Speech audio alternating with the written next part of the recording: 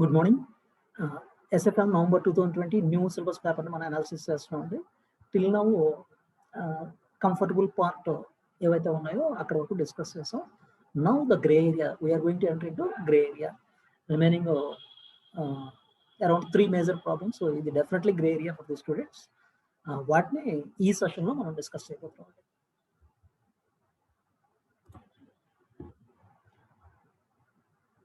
So ఇందులో first one third బిబిట్ అండి. థర్డ్ క్వశ్చన్ బిబిట్. Messrs Carpus and AMC on 1/4/2015 has floated two schemes with dividend plan and bonus plan. So mutual funds problem, dividend plan, bonus plan launch చేశారు 1/4/2015. Mr. X, an investor, has invested in both the schemes. The following details except the issue price are available. 1/4/2015 dividend percentage and bonus ratio చెప్పాడు. So investment start అయింది ఈ రెండు ప్లాన్స్లో. X అనే investor both the స్కీమ్స్లో invest చేశారు. ఏంటి dividend plan, bonus plan రెండింటిలో invest చేశారు. Investment value తెలియదు, ఎన్ఏవి ఆన్ ద డేట్ తెలియదు. ఇన్వెస్ట్మెంట్ వాల్యూ చెప్పాడు. డివిడెండ్ ప్లాన్కి బోనస్ ప్లాన్కి ఎన్ఏవి అంత అన్నది తెలియదు ఇన్వెస్ట్ చేసినప్పుడు. అవే మనం క్యాలిక్యులేట్ చేయాలి. 31st December 2016 బోనస్ అనౌన్స్ చేశారు 1:4. దెన్ మళ్ళీ 31st December 2018 once again bonus 1:5. వెరాజ్ డివిడెండ్ 31st March 2017 ఒకసారి, 2018 ఒకసారి, 2019 ఒకసారి. త్రీ లెవెల్స్లో డివిడెండ్ డిక్లేర్ చేశారు. అండ్ ఎన్ఏవీస్ ఆన్ డిఫరెంట్ డేట్స్ చెప్పాడు. Additional details. Investment 9,20,000 and 10 lakhs. Average profit 27,748.6 and 6.4% average yield. You are required to calculate the issue price of both the schemes as on 1/4/2015. So issue price ఎంత అన్నది, అంటే NAV ఏ rate ఉన్నప్పుడు మనం acquire చేస్తాము అన్నది calculate చేయమంటాడు. So once again the beauty of the problem backward calculation చేయాలండి. Backward calculation mutual ఫండ్స్లో normal calculation all of you people know. ఇక్కడ ఇన్వెస్ట్మెంట్ 9,20,000 చేశారు. 9,20,000 చేశారు అంటే ఎన్ఏవి చెప్పాడు అనుకోండి, యూనిట్స్ క్యాలిక్యులేట్ చేయడం, దాని మీద డివిడెండ్ చేయడం, అక్కడి నుంచి మళ్ళీ అక్యుములేట్ చేస్తూ వెళ్ళడం. This all of us know. Even bonus plan అయినా సరే 10 lakhs ఇన్వెస్ట్ చేస్తాం, ఎన్ఏవి తెలుసు అనుకోని ఎన్ని యూనిట్స్ ఎక్వైర్ చేస్తాం. సో దాని నుంచి ఫర్దర్గా ఎలా అక్యుములేట్ అవుతుంది ఎలా అవ్వచ్చు.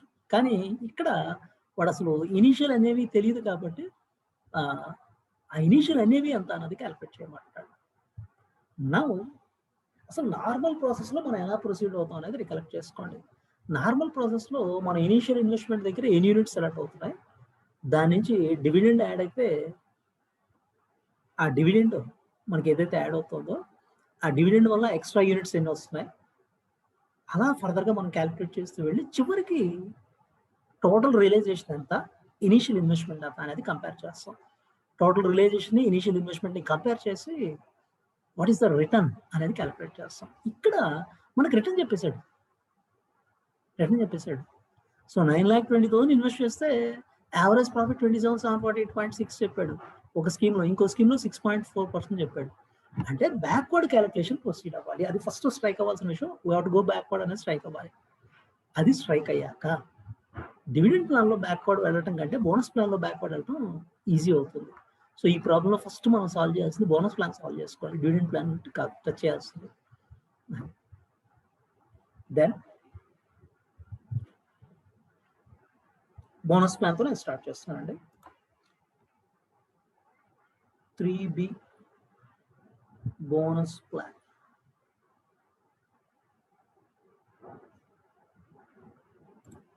ఇనీషియల్ ఇన్వెస్ట్మెంట్ 10 lakhs ఇన్వెస్ట్ చేశారండి. Initial investment 10 lakhs. Add return. ఇక్కడ యావరేజ్ ఈల్డ్ 6.4% చెప్పాడు. 6.4% ఈల్డ్ డెఫినెట్గా వాళ్ళు చెప్పొచ్చు.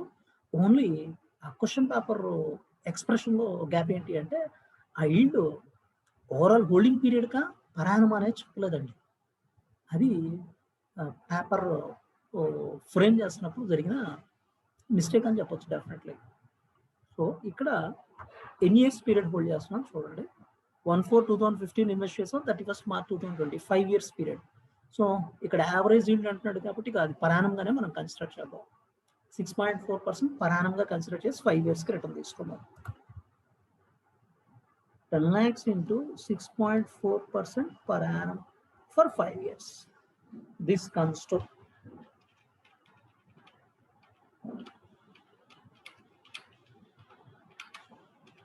3,20,000, 13,20,000, 13,20,000. ఇది బోనస్ ప్లాన్ లో మనకి total realisation.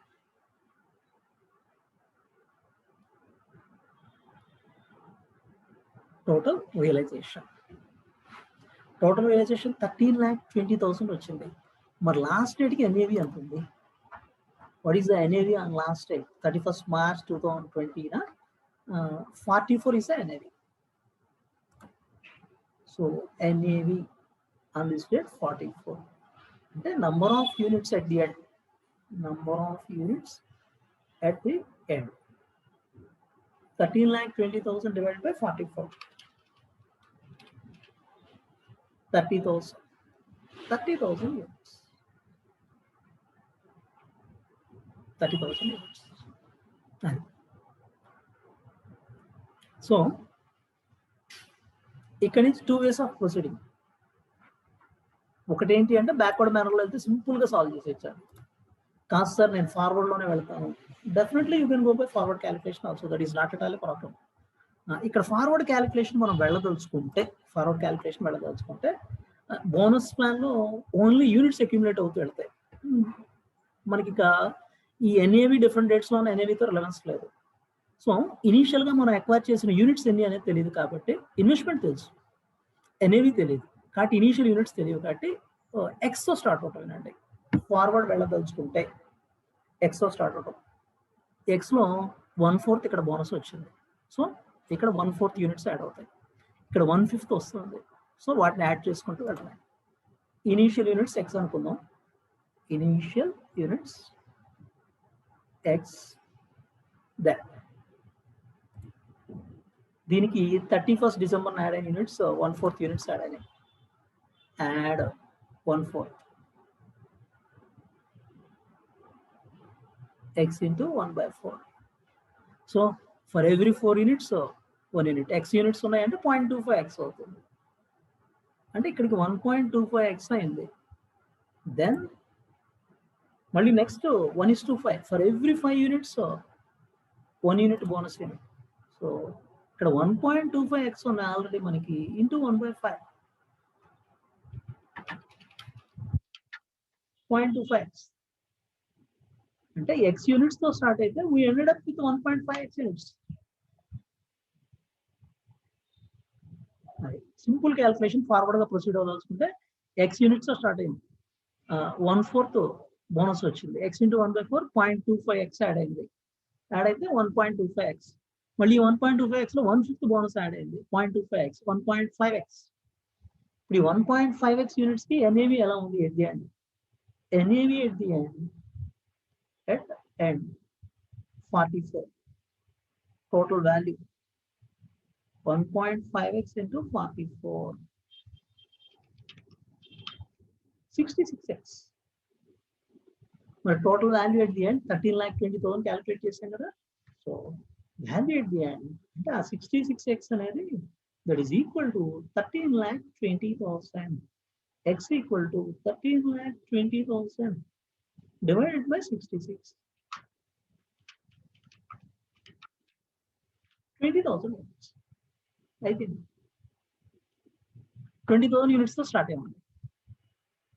Then initial investment and 10 lakhs. NAV per unit at the beginning. NAV per unit at the beginning. 10 lakhs investment. 20,000 units. And that is nothing but 50 is the NAV per unit everything. Just a simple calculation. కానీ ఎగ్జామ్లో bonus plan మీరు try చేయాలి. అక్కడ dividend plan ఇంకొంచెం tricky calculation ఉంటుందండి. So initial units ఎక్స్తో start అయితే 1/4 bonus add అయింది 0.25x 1.25x. 1/5 దీనికి యాడ్ అయితే 0.25x 1.5x. Anyway the end 44 తో మల్టిప్లై చేస్తే 66x అవుతుంది. ఆ 66x అనేది value at the end 13,20,000 equal అయితే x ఎంత 20,000 units. So number of units at the beginning. 10 lakh investment for starting. 50 is the NAV. దీన్ని అదర్వైజ్ ఈ బ్యాక్వర్డ్ మేనర్ లోనే మనం ప్రొసీడ్ అవ్వదలుచుకుంటే టోటల్ రియలైజేషన్ 13,20,000 వచ్చింది కదా. ఈ 13,20,000 డివైడ్ బై NAV 44 అప్లై చేస్తే 30,000 యూనిట్స్ వచ్చినాయండి at the end. Then backward ఇప్పుడు మనం ఇలా వెళ్ళేట్లయితే బ్యాక్వర్డ్ ప్రొసీడ్ అవ్వాలి. సో లాస్ట్ 1:5 బోనస్ ఉందండి. అంటే 1 bonus unit for every 5 units cell. So 1 bonus unit for every 5 units cell అంటున్నాము అంటే 5 + 1 6 units అవుతాయి. అంటే 5 units అంటే ఒకటి బోనస్ వచ్చిందంటే 6 అవుతాయి. 6 30,000కి ఈక్వల్ అయితే 5 ఎంత? 6 అనేది 30,000కి ఈక్వల్ అయితే what is 5? So these are units before bonus on 31st December 2018. Units on 31st December 2018 before bonus. Before bonus. That is 30,000 into 5/6. 25,000. 25,000. Then. So ఇప్పుడు 25,000 నుంచి క్రాస్ చెక్ చేసుకోండి. 1/5 యాడ్ అయితే 5,000 యాడ్ అయితే 30,000 అవుతుంది. దానికి ముందు 1:4 for every 4 units 1 bonus unit. Every 4 units కి ఒక బోనస్ యూనిట్ అంటే 5 units అవుతున్నాయి. సో ఈ 5 units అనేది 25,000కి ఈక్వల్ అయితే 4 how much? This is units on 31st December 2016. 31st December 2016 before bonus.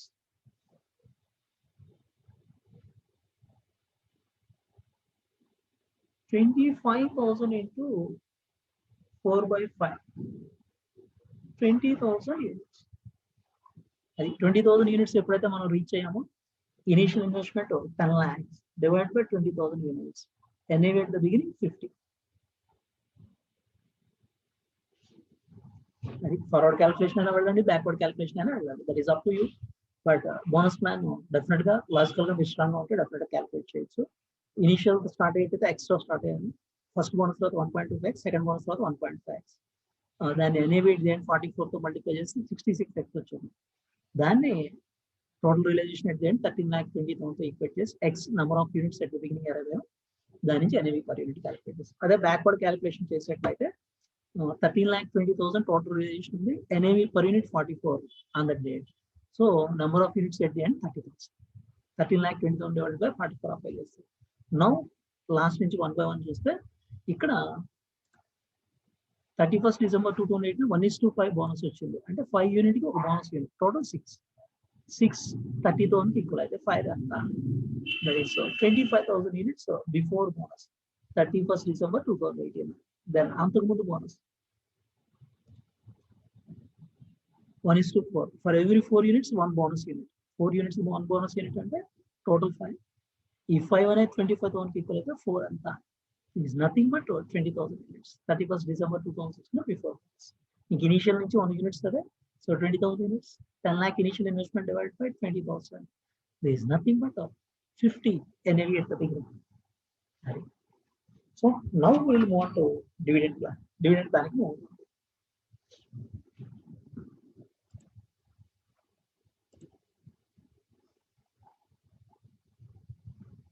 3B dividend plan.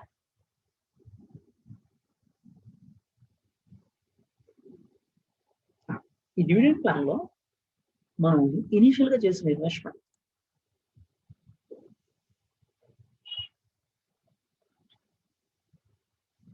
Initial గా చేసిన ఇన్వెస్ట్మెంట్ 9,20,000. యావరేజ్ ప్రాఫిట్ చెప్పాడు. సో దాన్ని పరాణం గా కన్సిడర్ చేసి 5 years ప్రాఫిట్ యాడ్ చేసి టోటల్ రియలైజేషన్ అరవై. Initial investment 9,20,000 plus return for 5 years 27,748.6 into 5 years.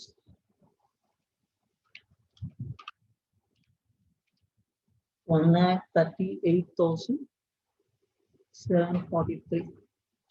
plus 9,20,000. 10,58,743. ఇది total value at the end. ఇక్కడ డివిడెండ్ ప్లాన్ లో ఇక్కడ కూడా ఫార్వర్డ్ అండ్ బ్యాక్వర్డ్ మ్యాన్ లో ప్రొసీడ్ అవ్వచ్చు. కానీ ఇక్కడ మనం ఫార్వర్డ్ మేనర్ లో ప్రొసీడ్ అవడం అనేది డెఫినెట్ గా టఫ్ టాస్క్ అవుతుంది. ఎందుకంటే ఇక్కడ నంబర్ ఆఫ్ యూనిట్స్ మనం ఎక్స్ అనుకున్నాం అనుకోండి, ఆ ఎక్స్ నంబర్ ఆఫ్ యూనిట్స్ నుంచి మనం ప్రొసీడ్ అవుతూ క్యాల్కులేట్ చేయడం. సో ఇక్కడ ఎక్స్ నెంబర్ ఆఫ్ యూనిట్స్ అనుకోండి, ఆ X number of units 10 rupees face value ఉంది. ఆ 10x మీద మనం 12% డివిడెండ్ టేకప్ చేయాలి. సో దానికి మళ్ళీ యూనిట్స్ యాడ్ అవుతాయి, మళ్ళీ 10%. అంటే ఇది డెఫినెట్ గా డివిడెండ్ రీఇన్వెస్ట్మెంట్ ప్లాన్ గానే కన్సిడర్ చేయాల్సి ఉంటుంది. దాని మీద 10%, మళ్ళీ దాని మీద 15%, ఇలా ప్రొసీడ్ అవ్వాల్సి ఉంటుంది. Now will discuss about dividend plan. ఈ డివిడెండ్ ప్లాన్ లో కూడా ఫార్వర్డ్ ప్రొసీడ్ అవ్వచ్చు, బ్యాక్వర్డ్ ప్రొసీడ్ అవ్వచ్చు.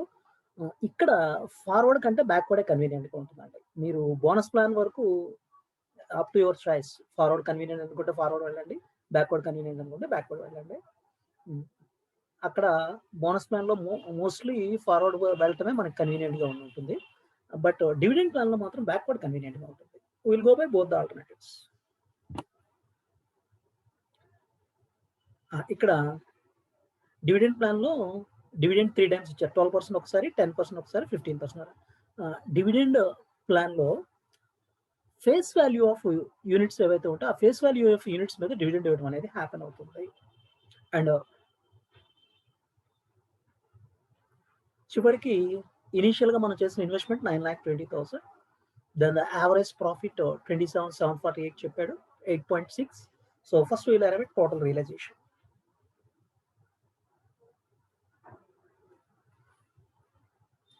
Initial investment 9,20,000 and return add చేసి 27,748.6 into 5 years 1,38,743, 10,58,743.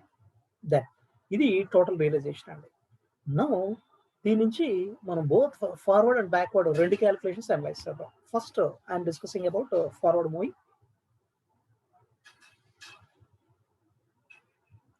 ఇక్కడ కూడా ఇనీషియల్ యూనిట్స్ ఎక్స్ అనుకుని స్టార్ట్ అవుతున్నానండి. Initial units X. డివిడెండ్ అనేది ఎప్పుడైనా సరే total face value of units మీద హ్యాపన్ అవుతుంది. ఫేస్ వాల్యూ పర్ యూనిట్ 10 ఉంటుంది.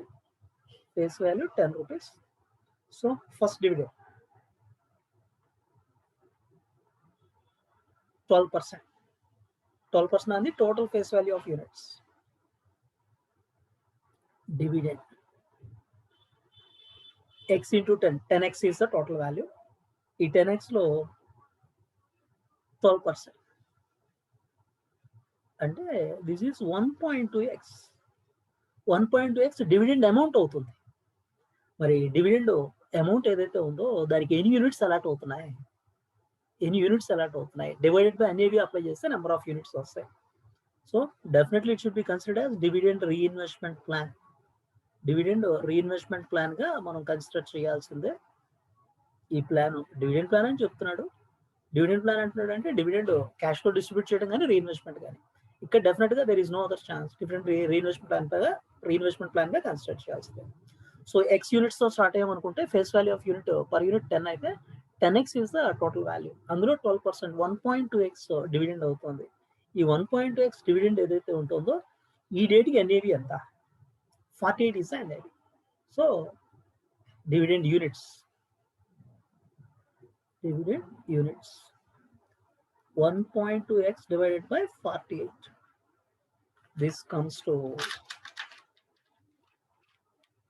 1.2 divided by 48, 0.025x. 0.025x. This is 1.025x. 1.025x. Then next dividend. So face value 10 కాబట్టి దీన్ని 10 తో మల్టిప్లై చేస్తే 10.25x into 10.25x into next dividend 10% అండి, into 10% అంటే 1.025x అమౌంట్లో dividend amount. ఇది యూనిట్స్, డివిడెండ్ యూనిట్స్. ఎన్ఏవితో డివైడ్ చేస్తే we can arrive. NAV on the date 50. 1.025x divided by 50. It comes to 0.0205x. 0.205x.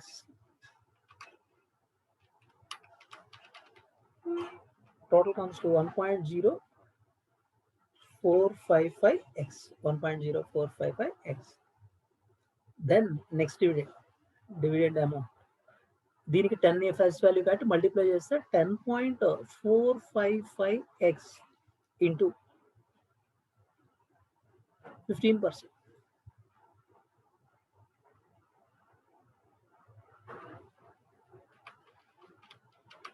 So this comes to 1.56825x. 1.56825x. Dividend units. 1.56825x divided by 45.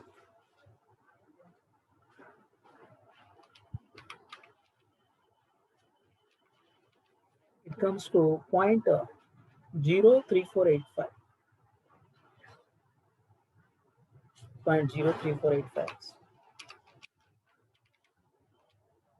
Total comes to 1.08035x.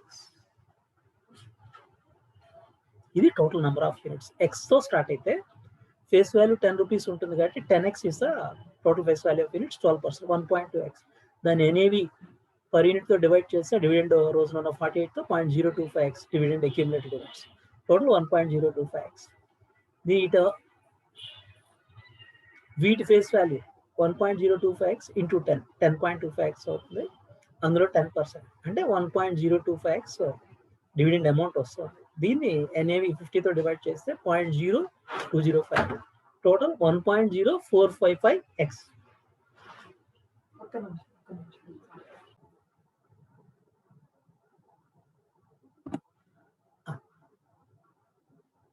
Dividend ఏదైతే ఉంటుందో ఆ dividend amount second dividend 1.025x వచ్చింది. So 1.025x total face value into 10 10.25x into 10%. 1.025x.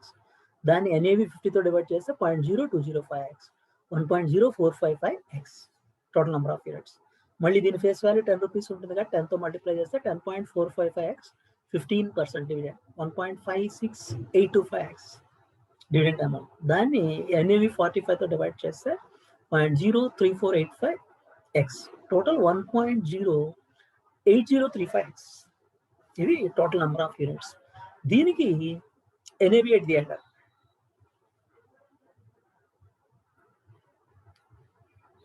NAV at the end 49 అండి. 49తో multiply చేస్తే NAV at the end it comes to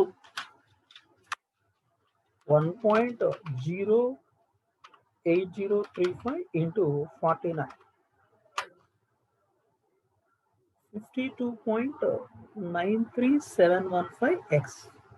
This is equal to realization at the end.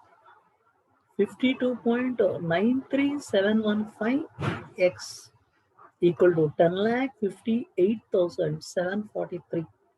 X equal to 10,58,743 divided by 52.93715.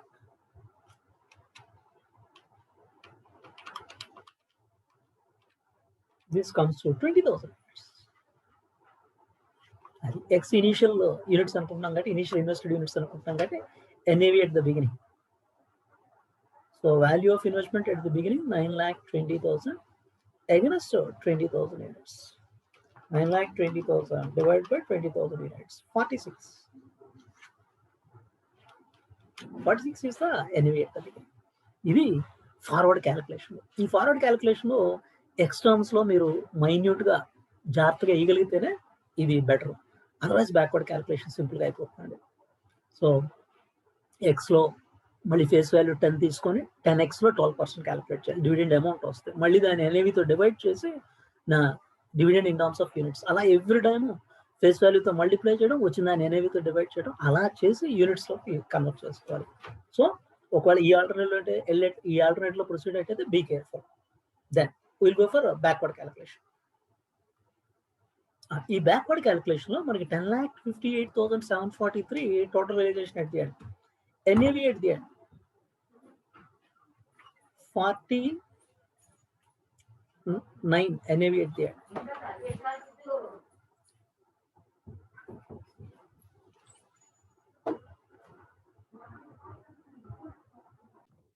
So ఈ backward calculation లో units at the end నుంచి start అయ్యి దాని నుంచి step by step మనం initial units కి proceed అవ్వాల్సి ఉంటుంది. So units at the end 10,58,743 divided by 49. It comes to 21,607 units. This is units at the end. Then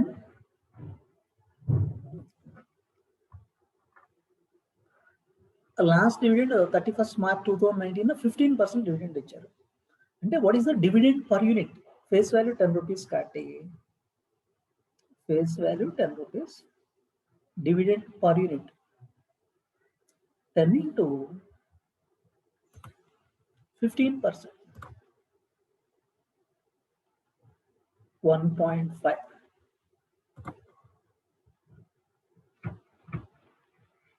NAV on 31st March 2019.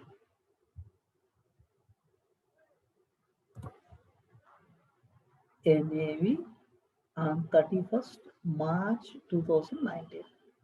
That is 45. So 45 NAV ఉంది. Dividend 1.5 per unit ఇస్తున్నాం. అంటే including dividend దీని value 46.5 అవుతుందండి. So ఈ 21,607 ఏదైతే ఉందో number of units including dividend ఆ particular day 31st March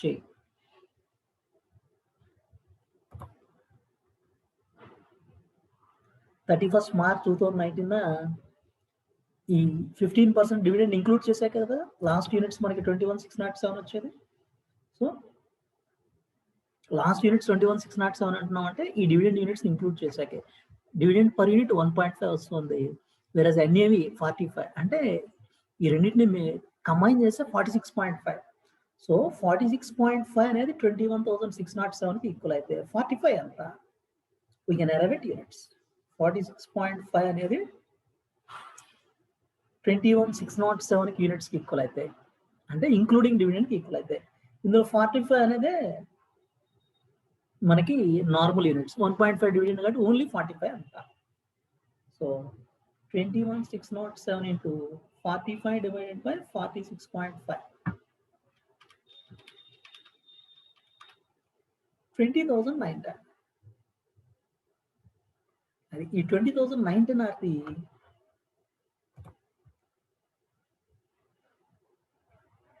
అది units on 31st March 2010 without considering dividend. అది ఇక్కడ నుంచి మళ్ళీ బ్యాక్ వెళ్ళాలి.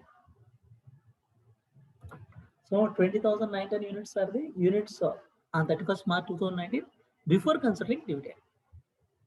సో ఇక్కడ డివిడెండ్ యూనిట్స్ మనకి ఎన్ని వచ్చినాయంటే ఈ రెండింటికి ఉన్న డిఫరెన్స్ అండి. Dividend units 21,607 minus 20,910. ఎనీవే మనకి ఇక్కడ డివిడెండ్ యూనిట్స్ కాదు ఓపెనింగ్ యూనిట్స్ కావాలి. దెన్ మళ్ళీ నెక్స్ట్ స్టెప్ ఇది 31st March 2019 చేసాం. దెన్ 31st March 2018కి 31st March 2018 క్యాలిక్యులేషన్ చేస్తే dividend per unit 10 rupees into 10%, 1 rupee. NAV per unit on the date, NAV per unit on the date 50. So including NAV 51 value అవుతుంది NAV value. So ఇవి 20,910కి equal అయితే 50 ఎంత అనేది find out చేస్తే ఆ particular day units excluding dividend ఎంత అనేది వస్తుంది. 51 equals to 20,910. 50 how much? 20,910 into 50 divided by 51.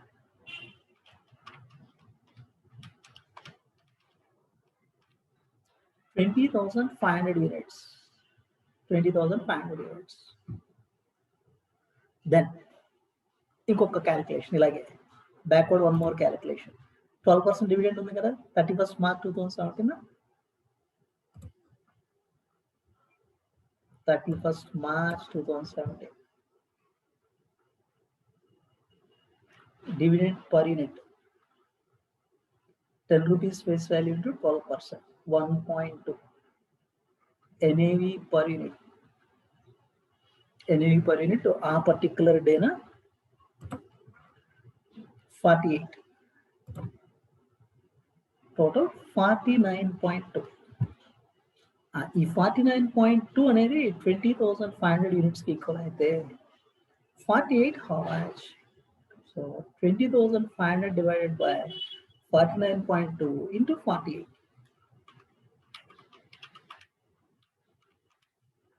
20,000 units. 20,000 units. So initial number of units are 20,000. Initial investment. So NAV per unit at the beginning. NAV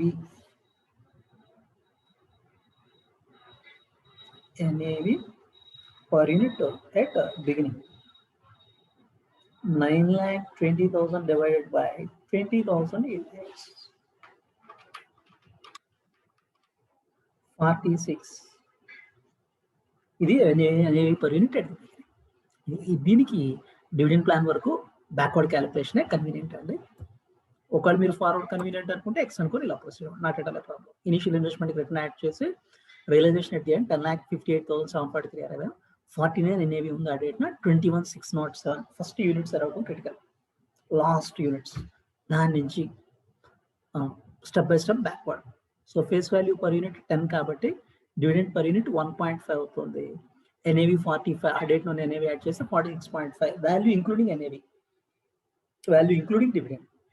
so ఇది 21,607 units equal అయితే 45 అంత 20,910 వస్తుంది. So ఆ డేట్న number of units dividend include చేయకుండా before dividend.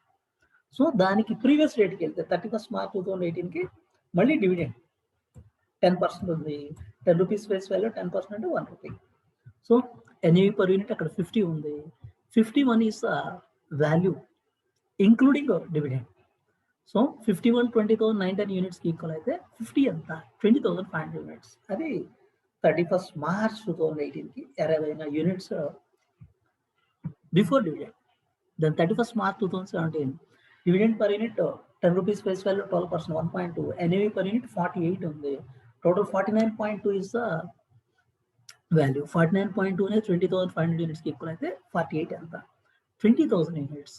These are nothing but units before considering dividend. That is nothing but initial investments. 9,20,000 invest చేసాం, 20,000 rupees 20,000 units invest చేసాం, 9,20,000 rupees. 46 is the NAV at the beginning. ఈ backward క్యాలిక్యులేషన్ మీకు ఎగ్జామ్లో 3 hours strike అవడం very tough task అవుతుంది. Only thing ఏంటి అంటే బోనస్ ప్లాన్ వరకు మీరు డెఫినెట్గా క్యాలిక్యులేట్ చేయగలరు, ఫార్వర్డ్ చేసినా బ్యాక్వర్డ్ చేసినా. ఇలాంటి ఎగ్జామ్లో ఫేస్ చేసినప్పుడు బోనస్ ప్లాన్ చేసే టైం మీకు స్ట్రైక్ అయితే ఇందులో ప్రొసీడ్ అవడం, ఆర్ అదర్వైజ్ అట్లీస్ట్ యూనిట్స్ దగ్గర ఫస్ట్ యూనిట్స్ దగ్గరకు మీరు అరైవ్ అయితే at least 1 mark you will get. అది కొన్ని పార్షియల్ మార్క్స్ అయినా వస్తాయండి మీరు దాన్ని బ్రేక్ చేయగలిగితే. బోనస్ ప్లాన్ వరకు మీరు కొంచెం థింక్ చేస్తే సాల్వ్ చేయగలరు. అక్కడ ఓన్లీ యూనిట్స్ యాడ్ అవుతూ వెళ్తాయి కాబట్టి ఇక్కడ యూనిట్స్ అండ్ వాల్యూ ఇంప్లికేషన్ ఉంది కాబట్టి ఇక్కడ మీరు డెఫినెట్గా స్టూడెంట్ పాయింట్ ఆఫ్ వ్యూలో కాంప్లికేషన్ ఇస్తాయి. This is about 3D. Next will move on to another one.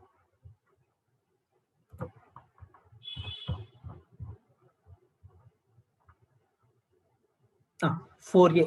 Next we'll move on to 4A. ICL is proposed to take over SVL with an objective to diversify. ICL's profit of tax has grown at 18% per annum and SVL's profit of tax is grown at 15% per annum. Both the companies pay dividend regularly. The summarized profit and loss account of both the companies are as follows. ICL, SVL, two companies diversify అవ్వాలనుకుంటున్నారు. ICL ఏమో profit 18% చొప్పున grow అవుతుంది, SVL profit ఏమో 15% చొప్పున grow అవుతుంది. Net sales, profit before interest and tax, interest, provision for tax, profit of tax, dividend and distributed profits. The profit of tax means dividend minus sales and distributed profits are available. Assets lo fixed assets breakup cheppadu, land and building, plant and machinery, furniture and fixture. Current assets దీని నుంచి less current liabilities minus asset, creditors, overdraft, provision for tax, provision for dividend. Net assets value వాడే చెప్పాడు. Paid up share capital ₹10 per share చొప్పున share capital ఎలా ఉంది, face value ₹10. Reserves and surplus చెప్పాడు. So paid up share capital 250, reserves and surplus 1050, total 1300. అలా breakup చెప్పాడు. Boring and capital employed. So ఇక్కడ capital employed breakup ఏంటి అంటే share holder fund and equity plus debt. Equity funds 1300 ఉన్నాయి first company, 655 crores borrowing ఉన్నాయి. రెండు some చేస్తే capital employed. Then దీనికి అసెట్ సైడ్ బ్రేకప్ ఏదైతే ఉందో ఇక్కడ fixed assets plus current assets minus current liabilities net assets value ఇచ్చాడు. Presentation only balance sheet ని ప్రెజెంట్ చేయడానికి ఎక్కువ స్పేస్ టేకప్ చేశాడు. We need not worry about it. వాడు లెంగ్తీగా ఇచ్చాడు, దాంట్లో మనం వరీ అవ్వాల్సిందే ఉంది. మనకు కావాల్సింది చెప్పాడు 1955 క్యాపిటల్ ఎంప్లాయిడ్ చెప్పాడు. ఆ వాల్యూస్ ఉన్నాయి కదా, market price per share 50 to 75. Now ఈ information critical. ICL's land and building are stated at current prices. SVL's land and building are revalued 3 years ago. There has been an increase of 30% per year in the value of land and building. SVL is expected to grow at 18% each year after merger. Merger తర్వాత SVL కూడా 18% చొప్పున growth ఉంది. ICL's management want to determine the premium on the share over the current market price which can be paid on acquisition of SVL. So ICL అనేది SVL అనే కంపెనీని acquire చేయాలనుకుంటుంది. Current market price మీద ఎంత extra pay చేయగలరు premium, so ఎంత extra pay చేయగలరు అనేది క్యాలిక్యులేట్ చేయమంటున్నారు. You are required to determine the premium using net worth adjusted for the current value of land and building plus the estimated average profit after tax for the next 5 years. So వాడు net వర్త్కి ఏమి adjust చేయమంటున్నాడు, adjusted for current value of land and building, current value of land and building adjust చేయమంటున్నాడు. Plus estimated profit of tax for the next 5 years, 5 years profit of tax add చేయమంటున్నాడు. ఇక్కడ మీకు ఎన్ని problems చేసినా ఈ sentence construction ఇలాంటి ఏవైతే చెప్తున్నాడో, సార్ ఇలాంటి ప్రాబ్లమ్స్ లిస్ట్ మొత్తం ఇస్తే నేను ఒక 10-20 ఇవ్వండి సార్ నేను చేసేస్తాను. ఇక్కడ ఎక్స్ట్రా సెంటెన్స్ కన్స్ట్రక్షన్ అనేది ఎలా అయినా చేయొచ్చండి. సో నెట్ అసెట్స్ వాల్యూ ఏదైతే ఉందో దాని land and building latest changes ని ప్రాఫిట్ ఆఫ్ ట్యాక్స్ ని యాడ్ చేయాలి. That is purely interpretation. అలాగే the dividend growth formula, dividend growth formula నుంచి కూడా క్యాలిక్యులేట్ చేయమంటాడు. So net assets value base లో క్యాలిక్యులేట్ చేయమంటున్నాడు అండ్ డివిడెండ్ గ్రోత్ ఫార్ములాలో క్యాలిక్యులేట్ చేయమంటున్నాడు. ICL will push forward which method during the course of negotiations? 1 to 5 years future value of interest factors 30% దగ్గర చెప్పాడు, 15% దగ్గర చెప్పాడు, ఫర్ 5 years పీరియడ్ చెప్పాడు. ఇక్కడ అసలు ఎగ్జామ్ ఎన్విరాన్మెంట్ లో ఇలాంటి ప్రాబ్లమ్ చూడగానే మనకి డెఫినెట్గా షాక్ తగులుతుందండి, తగలకుండా ఉండదు ఎవరికైనా సరే, అన్లెస్ ఎగ్జాక్ట్గా అదే ప్రాబ్లం ఇంతకుముందు ఎవరైనా చేస్తుంటే తప్ప. సో 2 pages ఒక ప్రాబ్లం ఉంది అంటే డెఫినెట్గా సైకలాజికల్గా ప్రెషర్ ఉంటుంది. దానికి ఒకటే థింగ్ ఏంటి అంటే అసలు ముందు దాన్ని ఇగ్నోర్ చేయాలి. మీరు ఆ ప్రాబ్లం ఉంది అనే ఫ్యాక్ట్ని మీరు మర్చిపోవాలి. ఇవి మిగతావన్నీ కంప్లీట్ చేసి ఇంకా మనకి ఇంకా టైం ఉంది అనుకున్నప్పుడు ఈ ప్రాబ్లంకు రావాలి. అది ఫస్ట్ పాయింట్. అది మీరు క్వశ్చన్ పేపర్ చదవమని ఈ ప్రాబ్లం ఉంది, ఈ ప్రాబ్లం ఉంది అని సైకలాజికల్ ప్రెషర్ ఇంక్రీజ్ చేసుకుంటే మిగతా మిస్టేక్ చేస్తారు. దాన్ని ఇగ్నోర్ చేసి వెళ్ళిపోవడమే. Then how to proceed in this context అనే ఫ్యాక్ట్ అనలైజ్ చేస్తే ఇక్కడ వాడు 2 క్యాలిక్యులేషన్స్ అడిగాడండి. ఒకటి నెట్ అసెట్స్ వాల్యూ బేస్డ్, ఇంకొకటి డివిడెండ్ బేస్డ్. సో ఫస్ట్ ఇక్కడ dividend based calculation simple logic అండి. డివిడెండ్ గ్రోత్ మోడల్ అప్లై చేసి, so first we have to go for dividend growth model. So dividend growth మోడల్లో మనం డివిడెండ్ని define చేసుకోవాలి. The dividend growth formula second one అడిగింది. First we have to solve that. ఈ dividend growth మోడల్లో dividend ఎంత అనేది అనలైజ్ చేస్తే పిఎన్ఎల్లో స్టేట్మెంట్ ఇచ్చాడు కదా, ప్రాఫిట్ ఆఫ్ ట్యాక్స్ నుంచి డివిడెండ్ ICL SVL అక్వైర్ చేస్తుంది 125 crores డివిడెండ్ దట్ ప్రెసెంట్ వాళ్ళకి 125 crores డివిడెండ్ లో share capital 125 crores share capital ఉంది అంటే 10 rupees ఫేస్ వాల్యూ ఉందంటే 12.5 crores shares. 125 crores against 12.5 crores shares అంటున్నామంటే 10 rupees డివిడెండ్ పర్ షేర్, అది current dividend. మరి మనం D1 టేకప్ చేయాలి. కరెంట్ డివిడెండ్ అంటామంటే D0 అవుతుంది. టేకప్ D1 గ్రోత్ మోడల్ కాబట్టి D1. ఇక్కడ SVL is expected to grow 18% each year after merger. Merger తర్వాత 18% growth rate ఉంటుంది. మరి వితౌట్ మెర్జర్ గ్రోత్ రేట్ ఎలా ఉంటుంది? How the growth rate will be? And SVL's profit of tax is grown at 15% per annum. Starting లో చెప్పాడు. So ఇండివిజువల్గా అయితే 15% చొప్పున గ్రోత్ ఉంది. So at present cost of equity ఎంత అనేది మనం క్యాలిక్యులేట్ చేయాలి అంటే ఫస్ట్ అట్ ప్రెసెంట్ ఉన్న గ్రోత్ రేట్ బేస్ చేసి we have to calculate.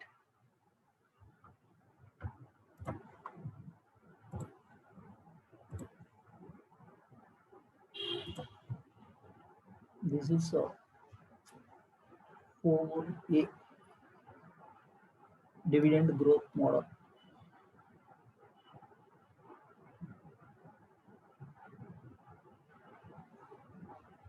Dividend growth మోడల్లో ఫస్ట్ D1 ని మనం డిఫైన్ చేసుకుంటే D0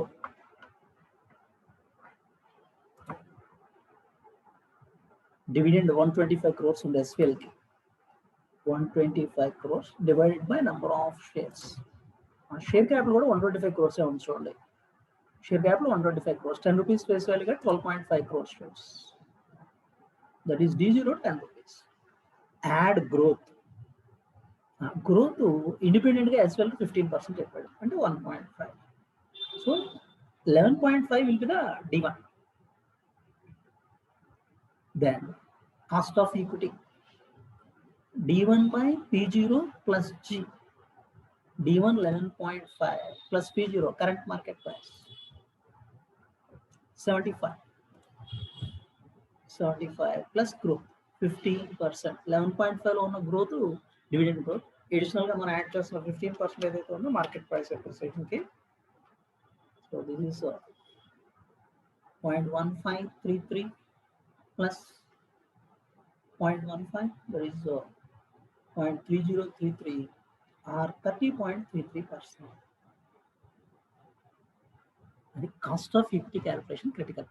వన్స్ అగైన్ మళ్ళీ ఇప్పుడు ఆ ఫార్ములాలో సబ్స్టిట్యూట్ చేస్తే మనం మార్కెట్ ప్రైస్ క్యాలిక్యులేట్ చేస్తాం. సార్ మరి రివర్స్లో సబ్స్టిట్యూట్ చేస్తే 75 వస్తుంది కదా సార్. మెర్జర్ తర్వాత డివిడెండ్ ఎలా ఉంటుంది, గ్రోత్ రేట్ ఎలా ఉంటుంది, కాస్ట్ ఆఫ్ ఈక్విటీ ఇంకా కరెంట్ కాస్ట్ ఆఫ్ ఈక్విటీనే కంటిన్యూ అవుతుంది అనుకుంటాం. మళ్ళీ కాస్ట్ ఆఫ్ ఈక్విటీ చేంజ్ అయింది అనుకుంటే మార్కెట్ ప్రైస్ క్యాలిక్యులేట్ చేయలేం. సో డివిడెండ్ గ్రోత్ ఫార్ములా ఇదే ఫార్ములాని మనం యూజ్ చేయాలి. ఇదే ఫార్ములాని యూజ్ చేసినప్పుడు ఇది before merger question. This is before merger SVL question. After merger SVL question ఎలా ఉంటుంది అనే ఫ్యాక్ట్ మనం అనలైజ్ చేసుకుంటే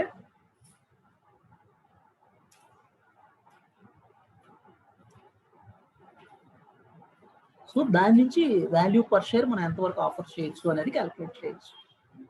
సో D1 D0 10 rupees ఉంది, గ్రోత్ రేట్ విల్ బికమ్ 18% అంటున్నాడు. expected to grow at 18% per annum after merger. 1.8 add చేస్తే 11.8 growth rate విన్నాం. Cost of equity 30.33 విన్నాం. ఈ కాస్ట్ ఆఫ్ ఈక్విటీలో చేంజ్ ఏమీ ఉండదు అనుకోవాలండి. అది కూడా చేంజ్ అవుతుంది అనుకుంటే ఇంకా we cannot calculate. So KE equal to D1 by P0 plus G, KE minus G equal to D1 by P0, P0 equal to D1 by KE minus G. Then D1 11.8 divided by KE 0.3033 minus growth rate 18%.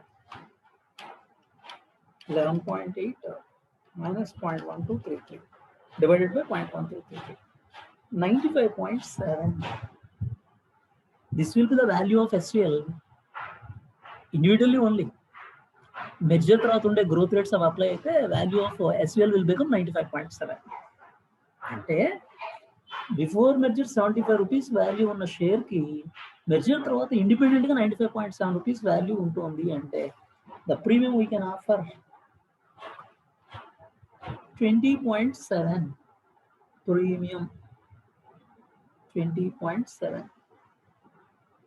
premium percentage, 20.7 as a percentage of 95 into 100, 21.79%. 21.79% premium percentage కావాలి అంటే. So only thing ఇందులో dividend growth model అందరికీ తెలిసిందేనండి. So dividend current dividend 10 rupees ఉంది. Independent గా before merger growth rate 15%, 1.5 అయితే 11.5. KE equal to D1 by P0 plus Gలో 11.5 divided, current market price 75, growth rate 15%. Substitute చేస్తే 30.33 కేఈ వస్తుంది. Once again ఆ కేఈ ఏదైతే ఉందో మళ్ళీ అదే ఫార్ములాలో సబ్స్టిట్యూట్ చేయాలి. కాకపోతే మెర్జర్ తర్వాత గ్రోత్ రేట్ 18% ఉంటుంది కాబట్టి కరెంట్ డివిడెండ్ 10కి గ్రోత్ 18% యాడ్ చేస్తే 1.8, 11.8 అవుతుంది. Cost of equity 30.33%. KE equal D1/P0 plus జీలో, మనకి P0 కావాలి కాబట్టి KE minus G equal D1/P0. P0 equal to cross multiply చేస్తే D1/KE మైనస్ జీ. సబ్స్టిట్యూట్ చేస్తే 95.7, 75 రూపీస్ వాల్యూ ఉన్నది. మెర్జర్ అయితే 95.7 అవుతుంది. So premium 20.7%, 21.79%. సో ఇప్పుడు 12 మార్క్స్లో ఈ మోడల్కి తక్కువ మార్కులే ఉంటాయి, నేను ఎక్కువ ఉంటాయని చెప్పను.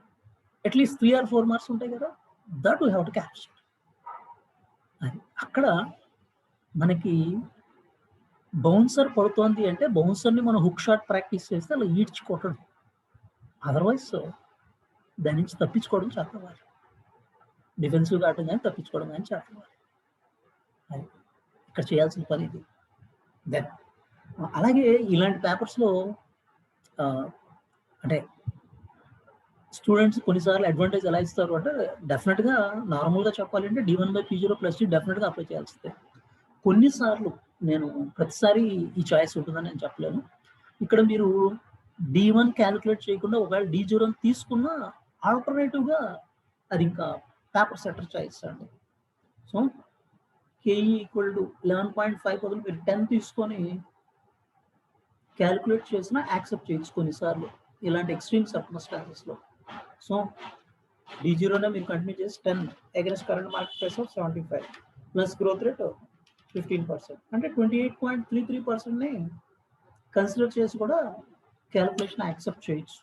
సో ఒకవేళ 28.33%ని మనం తీసుకొని ప్రొసీడ్ అయితే ఏమవుతుంది, దెన్ D1లో ఇక్కడ గ్రోత్ రేట్ ఏదైతే ఉందో 18% గ్రోత్ రేట్ అనేది అప్లై అవుతుంది. ఆ 18% గ్రోత్ రేట్ మనం ఏదైతే అప్లై చేస్తున్నామో దాన్ని కంటిన్యూ చేసి మనం క్యాలిక్యులేట్ చేయాల్సిందే. ఇంకా ఇక్కడ ఎక్స్పెక్టెడ్ డివిడెండ్ 10గా మీరు ఇంటర్ప్రెట్ చేశాక ఇక్కడ కూడా ఎక్స్పెక్టెడ్ డివిడెండ్ 10గానే తీసుకుంటాం. P0 equal to D1/KE minus 10 divided by KE. ఇక్కడ 28.33% వచ్చింది, 0.2833 minus 18% growth rate. So 10 divided by 0.1033, this is 96.8. 96.8 వస్తుంది ఇలా క్యాలిక్యులేట్ చేస్తే. ఇలాంటి ఆల్టర్నేటివ్ కూడా సెకండ్ ఆల్టర్నేటివ్గా యాక్సెప్ట్ చేయొచ్చు. ఫస్ట్ వన్ డెఫినెట్గా ఇది డెఫినెట్గా చేయాల్సింది, ఎందుకంటే D1 గ్రోత్ రేట్ ఉన్నప్పుడు D1/P0 ప్లస్ జీ వెళ్ళాల్సింది. ఒకవేళ స్టూడెంట్ D0ని D1గా ఎజ్యూమ్ చేసుకున్న కొన్నిసార్లు ఆల్టర్నేటివ్ క్యాలిక్యులేషన్ కింద యాక్సెప్ట్ చేయొచ్చు. అలాంటి మిస్టేక్స్ని కొన్నిసార్లు ఎక్స్క్యూజ్ చేయొచ్చు. బట్ ఫస్ట్ డెఫినెట్ ఆల్టర్నేటివ్ మాత్రం ఇదే. Then net assets value calculation.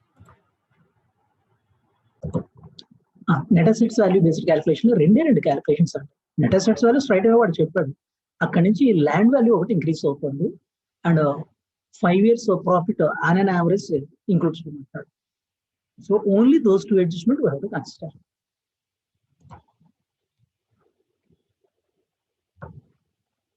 ఇక్కడ net assets value total assets minus external liabilities, that is nothing but share holder fund.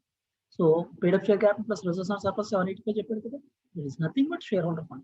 785 తో స్టార్ట్ అయ్యి ICL's land and building are stated at current prices. SVL's land and building are revalued 3 years ago. There has been an increase of 30% per year in the value of land and building. So 3 years back revalue చేస్తున్నారు, 30% per annum చొప్పున అక్కడ increase అనేది ఉంటుంది. So దాన్ని incorporate చేయాలి. See the question. You are required to determine the premium using the net worth adjusted for current value of land and building plus the estimated average profit after tax for the next 5 years. So net worth adjusted for current value of land and building. So land and building value ni ikkada adjust chesukovali.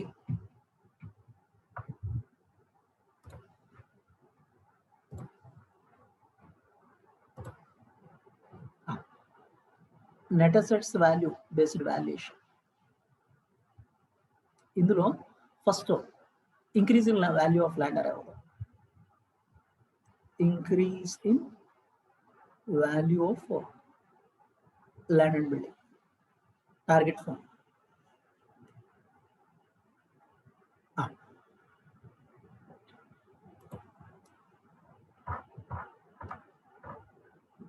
ఇక్కడ SVL ఏదైతే ఉందో ఎస్విఎల్కి land and building 190 crores ఉంది. ఈ 190 crores ఉన్నది 30% per annum చొప్పున 3 years కి increase అయ్యి మన వాల్యూ ఎంత అన్నది క్యాలిక్యులేట్ చేయాలి.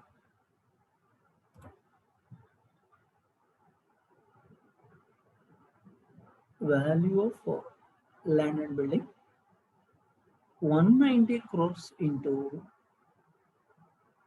1 plus 0.3 power 3.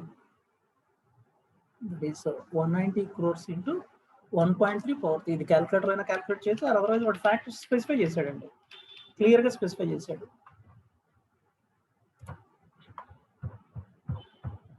థర్టీ పర్సెంట్ దగ్గర 3 years కి 2.197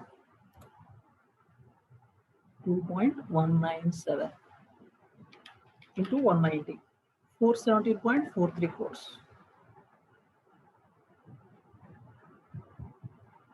417 point.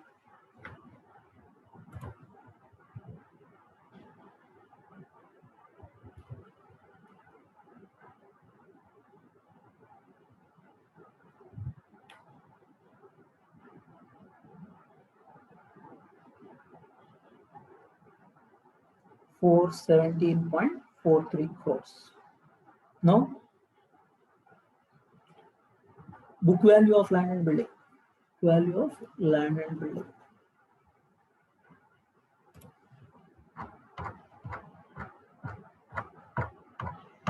$190 crores. 190 crores. Difference 227.43 crores. Increase in the value of land and building. అది ఇది ఒకటి అడ్జస్ట్ చేయాలి. This is simple calculation. 190 crores value ఉన్నది 30% చొప్పున 3 years లో ఎంత గ్రో అవుతుంది, 417.43 crores అవుతుంది. Book value at present 190 crores ఉన్నది. Total increase 227.43. That one more thing.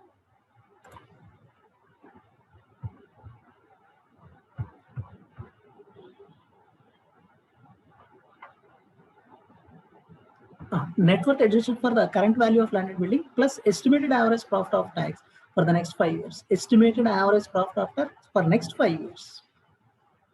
ఇక్కడ ప్రాఫిట్ ఆఫ్ ట్యాక్స్ ఎలా ఉంది చూద్దాం. 250 crores ఉంది.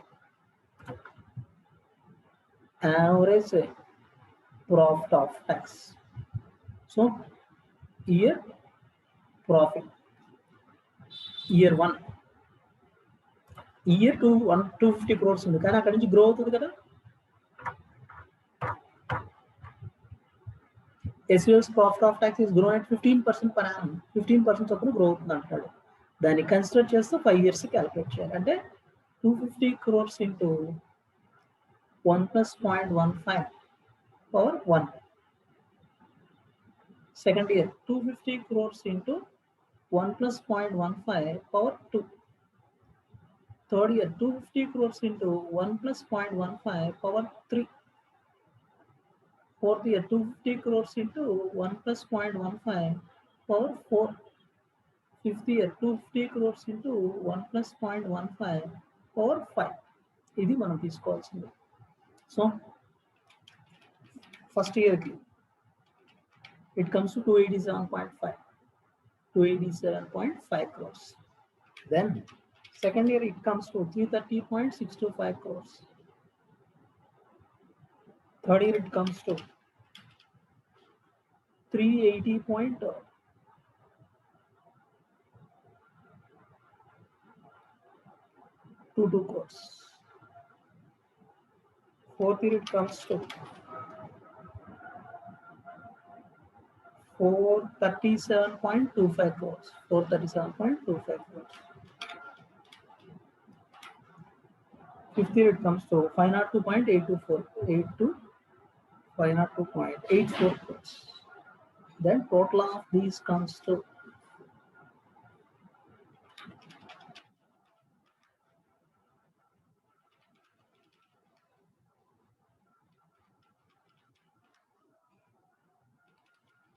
total of these comes to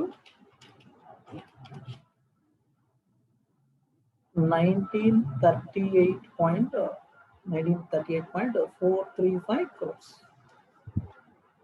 so 1938.435 crores వస్తుంది. దీని యావరేజ్ అనేది మనం రాయాలి. Average profit of tax 1938.435 crores divided by 5 years. This is 387.69 crores. 387.69 crores. ఇది యావరేజ్ ప్రాఫిట్ ఆఫ్ ట్యాక్స్. దీన్ని అడ్జస్ట్ చేసుకోవాలి. సార్ ఈ క్యాలిక్యులేషన్ ఏమైనా షార్ట్ కట్ చేయొచ్చా? డెఫినెట్గా షార్ట్ కట్ చేయొచ్చు. రిపీటెడ్గా ఎప్పుడైతే ఎవ్రీ ఇయర్ రిపీటెడ్గా వస్తున్నాయో straight we can apply the factor, annuity ఫ్యాక్టర్ని మనం అప్లై చేయొచ్చు.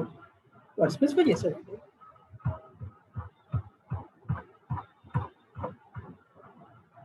$15 దగ్గర యాన్యుటీ ఫ్యాక్టర్ వాడు 5 years 7.7537 చెప్పాడు క్లియర్గా. దాన్ని యూజ్ చేసుకోవచ్చు.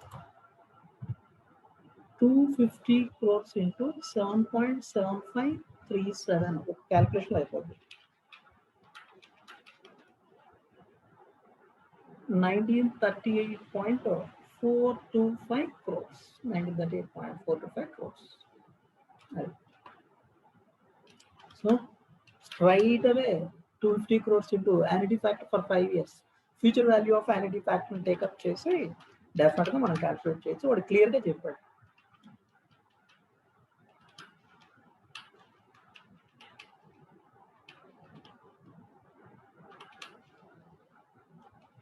సో అది అదర్వైజ్ మీరు స్టెప్ బై స్టెప్ క్యాల్కులేట్ చేసుకుని you're going to get average profit of tax. ఇంకేముంది? Over net assets value calculate చేయాలి. Net assets value at present or net assets value given. ఇక్కడ net assets value అంటున్నాము అంటే total assets minus external liabilities. Total assets minus external liabilities చేస్తున్నట్టు మిగిలేదు equity funds.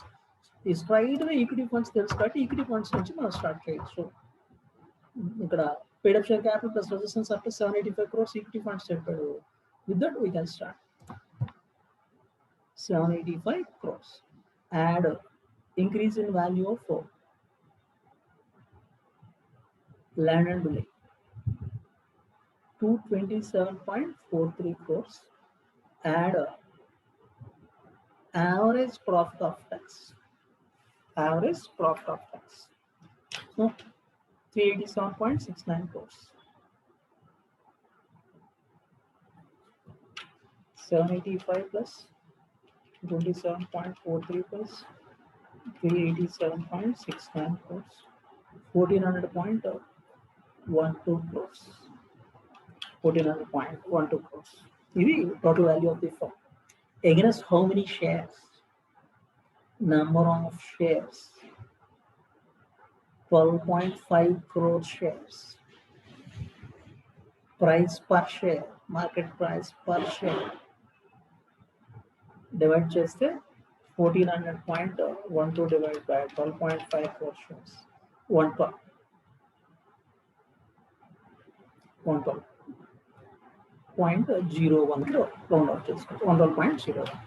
So ఇక్కడ వాడు premium ఆ question చేస్తున్నాడు. Premium 112.01 minus current market price 75. ఇక్కడ మనం క్యాలిక్యులేట్ చేసిన market price per share based on net assets value. ఇది based on net assets value.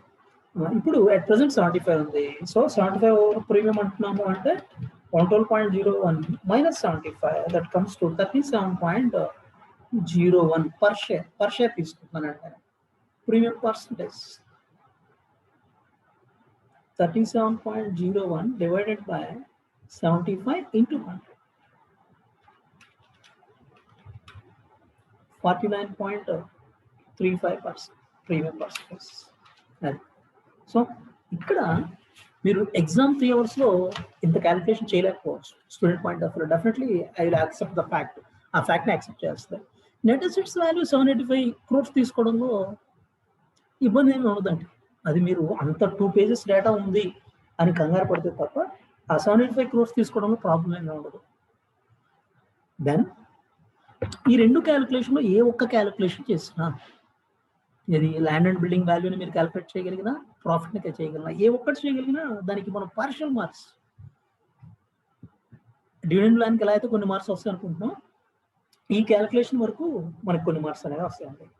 Or otherwise ఇక్కడ మార్క్స్ 12 మార్క్స్ ఉన్నప్పుడు సెగ్రిగేషన్లో సపోజ్ డివిడెండ్ ప్లాన్కి 4 ఇచ్చారు అనుకుందాం, దీనికి 8 ఇచ్చారు అనుకుందాం. ఇక్కడ 8 ఇచ్చినప్పుడు మీకు ఇక్కడ 8 క్యాలిక్యులేషన్స్ లేవండి. Increase in value of land and building ఒకటి, increase in profit of tax ఒకటి, యావరేజ్ ప్రాఫిట్ ఆఫ్ ట్యాక్స్ ఒకటి, దాని నుంచి value of the firm calculation. So ఈ రెండిట్లో ఏది పోయినా వాల్యూ ఆఫ్ ది ఫర్మ్ పోతుంది. కానీ market price at present per share 75 calculation ఏదైతే ఉందో డెఫినెట్గా అది క్యాలిక్యులేట్ చేయగలిగింది. మీరు అక్కడ చేసిన ఇక్కడ కూడా చేస్తే ఇక్కడ దానికి బ్రేకప్లో ఒక మార్క్ ఉండొచ్చు. అది అక్కడ స్కోరింగ్ ఏంటి అంటే అసలు వాడు ఇచ్చిన డేటా నుంచే మనం ఎక్స్ట్రాక్ట్ చేసి ప్రెజెంట్ చేసిన current market value of the firm, market price of share 75 or otherwise total market value of the firm 75 into 12.5 crore shares 937.5. అలా మీరు ఉన్నదాన్నే అట్లీస్ట్ మీరు మేకప్ చేసినా ఆ బ్రేకప్లో కొన్ని మార్క్స్ వచ్చే ఛాన్స్ ఉంటుందండి. అది so this is about this particular problem. Building 30% చొప్పున 3 years ఇంక్రీజ్ అయింది కాబట్టి 190 into 1.3 power 3 తీసుకున్నాం. ఎట్ ప్రెసెంట్ ఉన్న 190 కంటే ఇది 227.43 crores hire. Profit of tax 15% చొప్పున గ్రో అవుద్ది అన్నాడు. 250 crores నుంచి 15% పర్ యానం గ్రో చేస్తూ వెళ్ళి టోటల్ తీసుకొని యావరేజ్ చేస్తాం. Or otherwise straight away యానిటీ fact చెప్పాడు, దీనికి చెప్పాడు 2.197, దీనికి యానిటీ ఫ్యాక్ట్ చెప్పాడు, వాటిని టేకప్ చేయొచ్చు. అక్కడ ఫ్యాక్టర్స్ వాడు ఇచ్చాడు క్లియర్గా, వాటి యూస్ చేసుకొని క్యాలిక్యులేట్ చేసి net assets value of the firm number of షేర్స్తో డివైడ్ చేసి per share premium over the current market price ఎరవై. So this is market price per share based on net assets value. So this is value per share. We will call it as value per share. Then based on net assets value. అది ఇక్కడ per share అయినా తీసుకోవచ్చు, total value అయినా calculate చేయొచ్చు. That is not at all a problem. మీరు total value తీసుకొని calculate చేసిన premium you are going to get the same thing. This is about 4A. Next will move on to another question. Then next one we will move on to 4B. 4B more than simple question. US dollars 10,000 is lying idle in your bank account. You are able to get the following quotes from the dealers. A, 1.1539 euros per US dollar. B, 0.9094 euros per GBP, Great Britain pound. C, 1.2752 GBP per US dollar. Is there an opportunity of gain for these quotes? One way quotes are we need not worry about it. So 10,000 US dollars idle ga unnai. Dinni మనం convert చేస్తే dealer ఏ నుంచి వచ్చిన quotation 1.1539 euros per US dollar. So ఈ euros ఏవైతే ఉన్నాయో ఈ 10,000 US డాలర్స్ని మనం యూరోస్లో convert చేయొచ్చు. యూరోస్ని మళ్ళీ పౌండ్స్లో కన్వర్ట్ చేయొచ్చు. పౌండ్స్ నుంచి మళ్ళీ back we can convert into US dollar. అది ఆ ప్రాసెస్లో ఆర్బిట్రేజ్ని మనం చెక్ చేయొచ్చు. Will just one way quote cut, we need not worry. Simple calculation.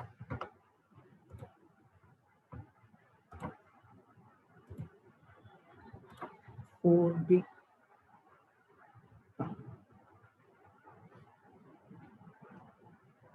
$10,000 availability on what euros lo convert chestam.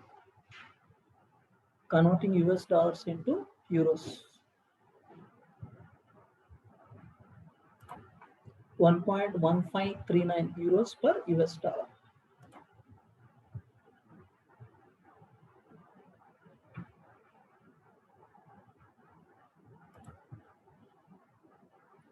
$1.1539.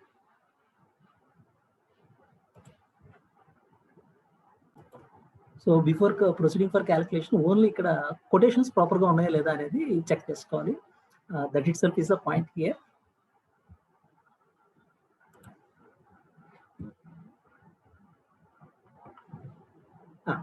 ఇక్కడ డీలర్ ఏ కోట్ చేస్తుంది. This is 1.1539 euros per US dollar. 1.1539 euros per US dollar. B dealer B quote చేస్తుంది 0.9094 euros per pound. 0.9094 euros per pound. C, 1.2752 pounds per euro. 1.2752 pounds per euro. ఇవి వచ్చింది. ఇక్కడ quotation ప్రాపర్గా ఉందో లేదా అని చెక్ చేస్తున్నప్పుడు యూరో స్ట్రాంగరా డాలర్ స్ట్రాంగరా చూడండి. So definitely euro is stronger than dollar. కాబట్టి ఇది should be taken as numerator denominator change చేసి తీసుకోవాలి. Should be taken as dollars per euro. Dollars per euro. Second వన్లో యూరో పౌండ్లో పౌండ్ స్ట్రాంగర్ అండి. This is right. Straight away this is right. అలాగే third వన్లో 1.2752 pounds per euro చెప్పాడు. Euro స్ట్రాంగరా pound స్ట్రాంగరా అంటే this is definitely pound is stronger. అంటే it should be taken as euros per pound. Next one is last one is 1.2752 GBP per US dollar, not euro. Last one US dollar 1.2752 pounds per dollar. Dollar strong, pound strong అంటే definitely pound is strong అండి. Should be taken as dollars per. Quotation ప్రాపర్గా take up చేయాలి. International ఫైనాన్స్లో quotation responsibility మనదే.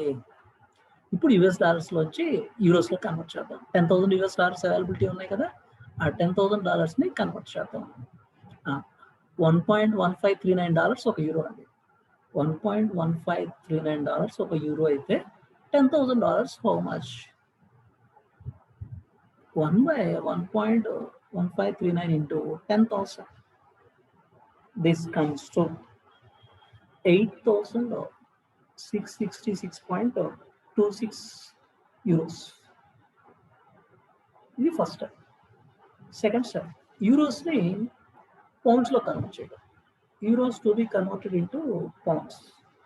So ఇక్కడ straight away వాడు 0.9094 euros per pound చెప్తున్నాడు.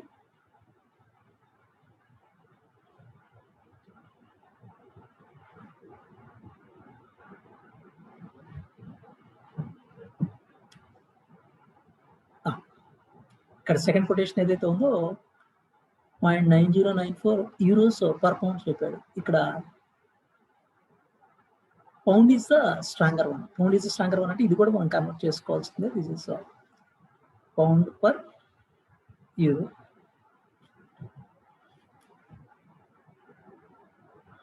So 3 quotations వాడు న్యూమరేటర్ డినామినేటర్ కన్ఫ్యూజ్ చేసి ఇచ్చాడు.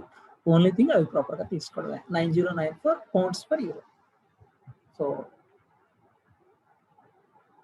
8,666.26 into 0.9094. This comes to 7,881.09 pounds. Third one, pounds to be converted into US dollars. 1.2752 dollars per pound.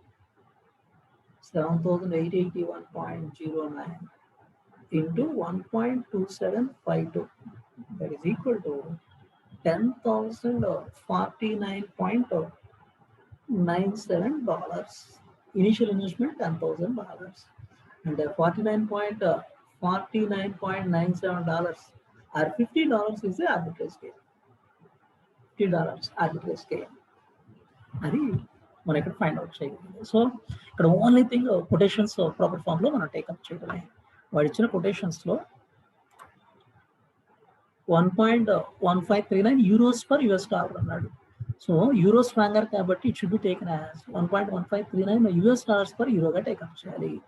అలాగే 0.9094 euros per GBP చెప్పాడు. ఇక్కడ pound stronger కాబట్టి 0.9094 GBP per యూరోగా take up చేయాలి. Then 1.2752 GBP per US dollar చెప్పాడు. ఇక్కడ GBP స్ట్రాంగర్ కాబట్టి 1.2752 dollars per GBPగా take up చేయాలి. అంటే కొటేషన్ ప్రాపర్గా టేకప్ చేస్తే ప్రాబ్లం కంప్లీట్ అవుతుంది. కొటేషన్ కన్వర్ట్ చేయలేకపోతే మాత్రం ఆ 4 మార్క్స్ టోటల్ వచ్చిపోతాం. దీన్ని ఆల్రెడీ బ్యాంకులో షార్ట్ కట్ చేయాలంటే షార్ట్ కట్ కూడా చేయించండి. సో జస్ట్ మనం ఒక క్రాస్ రేట్ని ఎస్టాబ్లిష్ చేసుకొని వన్స్ అగైన్ డాలర్స్ని యూరోస్లోకి, యూరోస్ నుంచి పౌండ్స్లోకి, పౌండ్స్ నుంచి మళ్ళీ డాలర్స్లోకి, అంటే dollars to dollars cross rate establish చేసుకొని కూడా అనలైజ్ చేయొచ్చు. Will solve that one also.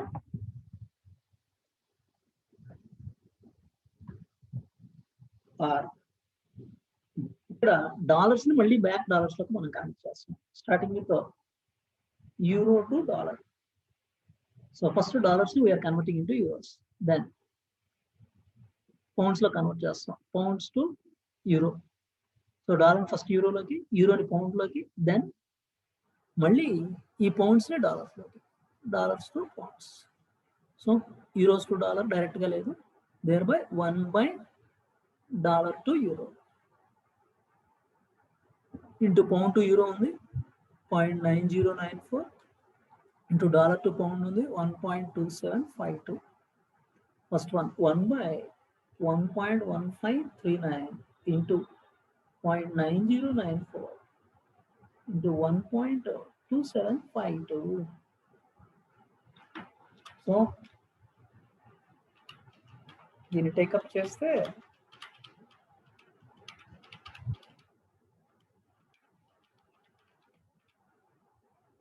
1.0049 వస్తుంది, అంటే 1.0050. అలా $10,000 కి you are going to get $10,050. That is nothing but $50 arbitrage gain అనేది ఉంటుంది. అది మన ఇష్టం అండి. ఈ రెండు ఆల్టర్నేటివ్స్ లో ఎలా అయినా సాల్వ్ చేయొచ్చు. So step by step convert చేస్తూ వెళ్ళచ్చు, or otherwise cross rate establish చేసుకొని అయినా సాల్వ్ చేయొచ్చు. ఓన్లీ పాయింట్ ఇక్కడ కొటేషన్స్ ప్రాపర్గా లేవు. న్యూమరేటర్ డినామినేటర్ ని చెక్ చేసుకొని ప్రాపర్ గా రాసుకోవాల్సిన రెస్పాన్సిబిలిటీ మనదే. Next will move on to 2A, second problem. A బిట్కి వెళ్దాం. AV Industries has an equity capital of 12 lakhs, total debt of 8 lakhs, and annual sale of 30 lakhs. Two mutually exclusive proposals are under consideration for the next year. The details of the proposals are as under. So equity capital 12 lakhs repaired, debt 8 lakhs repaired, annual sale 30 lakhs. Proposal 1, proposal 2. Target assets to sales ratio, target net profit margin, target debt equity ratio, target retention ratio, annual dividend in lakhs, new equity raised in lakhs. You are required to calculate sustainable growth rate for both the proposals. Sustainable growth rate calculate చేయమంటారండి. Growth rate is an interaction of two factors అనే fact అందరికీ తెలుసు. Growth కావాలి అంటే ఒకటి retain చేయాలి, దాన్ని reinvest చేయాలి. So return ratio into return on equity అనే రిలేషన్ అందరికీ తెలుసు, కానీ ఇక్కడ దాన్ని అప్లై చేయడమే క్రిటికల్ పార్ట్ అండి. ఇక్కడ ప్రపోజల్ 1 వరకు క్యాలిక్యులేషన్ కొంతవరకు మనం సింప్లిఫైడ్ గా చేయొచ్చు. Proposal 2 it is very టఫర్.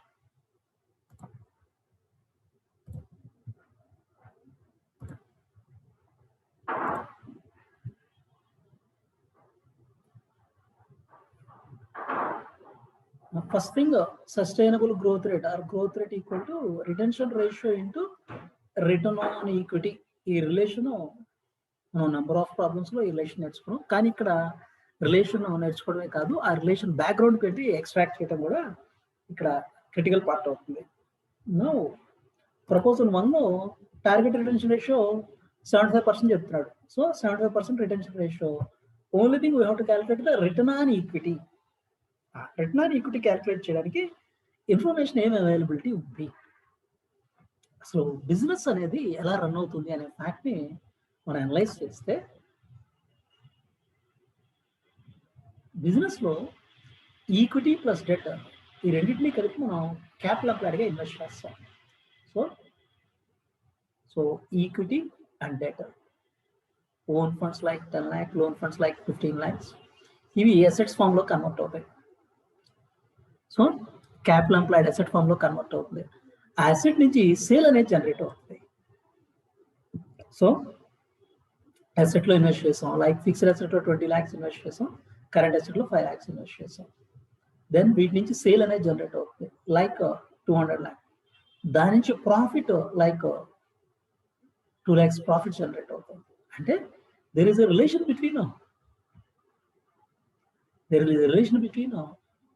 capital employed and total assets. అలాగే టోటల్ అసెట్ కి సేల్ కి రిలేషన్ ఉంటుంది, అండ్ సేల్ కి ప్రాఫిట్ కి రిలేషన్ ఉంటుంది. దీన్నే డ్యూపాంట్ అనాలిసిస్ లో చెప్పాలి అంటే మీరు ఐపీసీ లెవెల్లో నేర్చుకుని ఉంటారు DuPont analysis. return on equity, it is an interaction of 3 factors గా మనం కన్సిడర్ చేస్తాం. Profit after tax by sale, and this is nothing but net profit ratio. Sales by total asset, this is nothing but asset turnover ratio. Asset turnover ratio into total assets by equity funds. Total assets by equity funds. So return on equity అనేది 3 factors interaction గా take up చేస్తే profit of tax by sales, it will be representing a net profit ratio. Sales by total asset, asset turnover ratio, then total asset by equity funds. So ఈ total asset by equity funds అనేది total asset లో equity fund ఎంత అనేది indicate చేస్తుంది. Total asset by equity funds. ఇది ఈ 3 factors లో ఏ ఫ్యాక్టర్ మనం ఇంప్రూవ్ చేయగలిగినా, ఏ ఫ్యాక్టర్ మనం ఇంప్రూవ్ చేయగలిగినా అంటే నెట్ ప్రాఫిట్ రేషియోని ఇంప్రూవ్ చేయగలిగాము, ఓవరాల్ ప్రాఫిటబిలిటీ ఇంక్రీజ్ అవుతాయి. అంటే నెంబర్ ఆఫ్ టైమ్స్ ఎక్కువ సేల్ చేసి దాని నుంచి ఓవరాల్ ప్రాఫిటబిలిటీ జనరేట్ చేస్తాం, మన రిటర్న్ ఆన్ ఈక్విటీ ఇంక్రీజ్ అవుతుంది. అదర్వైజ్ అవే అసెట్స్తో సేల్ ఎక్కువ జనరేట్ చేయగలిగాం, నెంబర్ ఆఫ్ టైమ్స్ సేల్ ఎప్పుడైతే జనరేట్ అయిందో ఆటోమేటిక్గా ప్రాఫిట్ ఇంక్రీజ్ అవుతుంది, రిటర్న్ ఆన్ ఈక్విటీ ఇంక్రీజ్ అవుతుంది. అదర్వైజ్ అదే ఈక్విటీ ఫండ్స్తో టోటల్ అసెట్స్ ఎక్కువ జనరేట్ చేస్తాం, అంటే మోర్ డెట్ ఫండ్స్ యూస్ చేస్తాం. Leverage advantage, this is nothing but leverage advantage. ఈ 3 ఫ్యాక్టర్స్ ఇంటరాక్షన్గా చెప్పవచ్చు. ఇక్కడ ఇచ్చిన డేటా మోర్ ఆర్ లెస్ దానికి కన్వీనియంట్గా ఉంటుంది. So return on equity equal to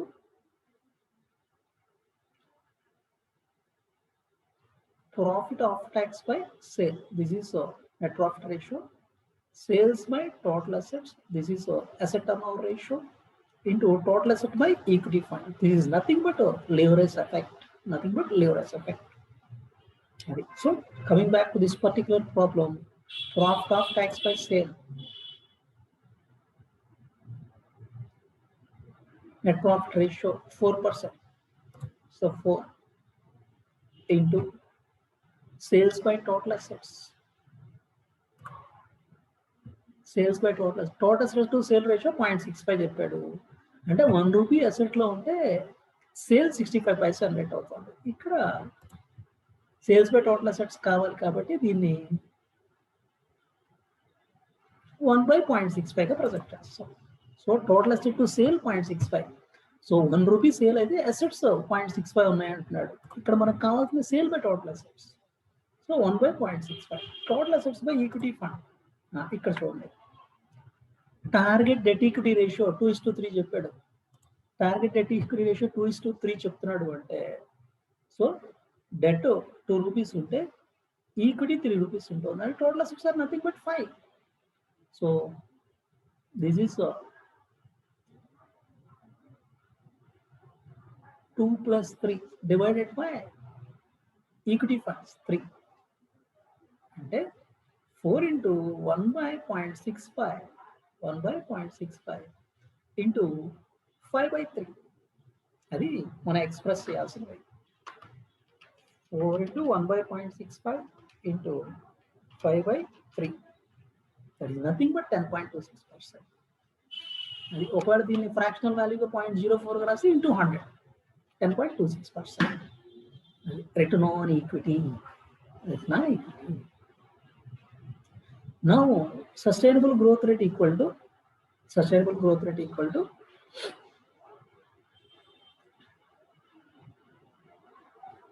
retention ratio into return on equity. Retention ratio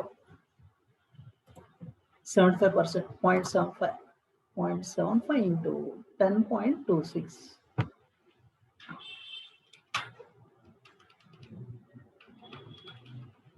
That is 7.695% sustainable growth ratio.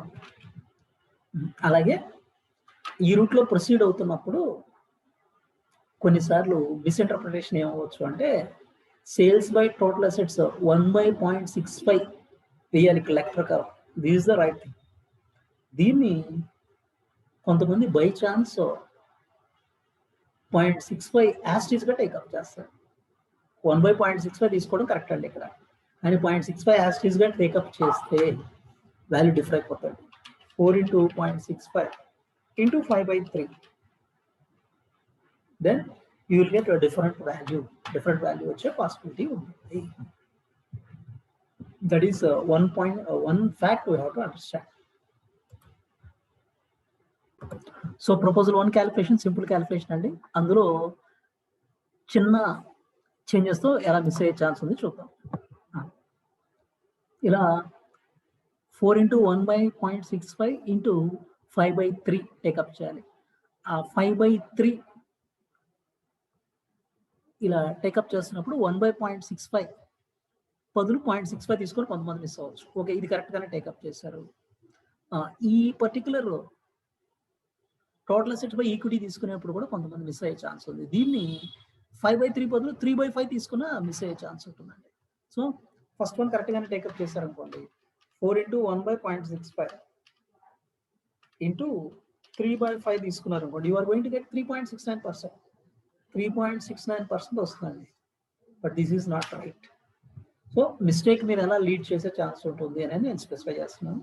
ఒకటి 3.69 తీసుకున్నారు అనుకోండి, you are going to get 3.69 into 0.75 into retention ratio into return on equity, 0.75 into 3.69. This is 2.77% is the sustainable growth rate. ఇలా కొంతమంది miss అయ్యే chance ఉంటుంది. Then sir ఇక్కడ DuPont analysis చేయాలన్న point మాకు స్ట్రైక్ అవ్వదు కదా. అసలు అక్కడ అది ఎలా స్ట్రైక్ అవుతుంది? ఇచ్చిన డేటా నుంచి ఆ పాయింట్ స్ట్రైక్ అవ్వాలి. డ్యూ పాయింట్ అనాలిసిస్ స్ట్రైక్ అవ్వకపోయినా that is not at all problem. అసలు రిటర్న్ ఆన్ ఈక్విటీకి 3 ఫ్యాక్టర్స్ ఇంటరాక్షన్ అనేది తెలియడం కోసం ఇచ్చేస్తున్నాం. మీరు ఆ 3 ఫ్యాక్టర్స్ ఇంటరాక్షన్ లేకుండా రిటర్న్ ఆన్ ఈక్విటీ నార్మల్గా రిటర్న్ ఆన్ ఈక్విటీ అనేది profit of tax by equity funds into 100 అనే రిలేషన్ అప్లై చేస్తాం. So profit of tax by equity funds into 100 అనే రిలేషన్ నుంచి కూడా straight we can calculate. We need not worry about this.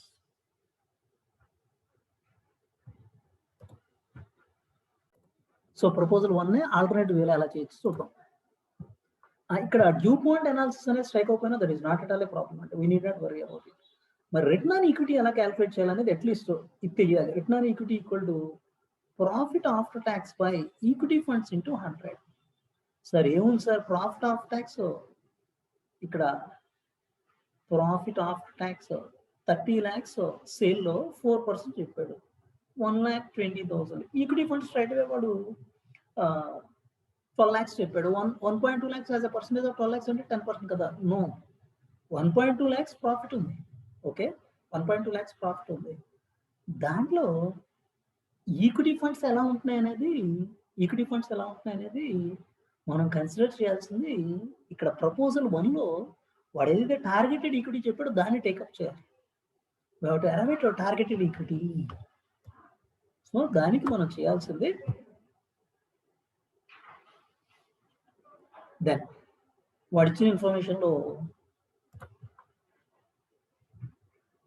Total asset to sale ratio 0.65 చెప్పాడు. Total assets సేల్లో 0.65% ఉంటాయి. So total assets equal to sale 30 lakhs into 0.65, 19.5 lakhs total assets. Total asset 19.5 lakhs అంటే then target debt to equity ratio 2:3. అంటే every 3 rupees of ఈక్విటీకి 2 rupees debt ఉండాలి అని specify చేస్తున్నాడు. So equity 19.5 lakhs, ఇక్కడ debt 2 rupees ఉంటే equity 3 rupees ఉంటుంది. అంటే టోటల్ అసెట్స్ 5 rupees అండి. Total asset 5 rupees. So into 3/5, 5 rupees total assets లో ఈక్విటీ 3 rupees ఉంది. 19.5 lakhs into 3/5. So that is 11.7 lakhs. అది ఈక్విటీ క్యాలిక్యులేట్ చేయాలి. Now profit of tax 1,20,000 divide by equity funds 11.7 lakhs. 1.2 lakhs divided by 11.7 lakhs into 100. This is 10.26.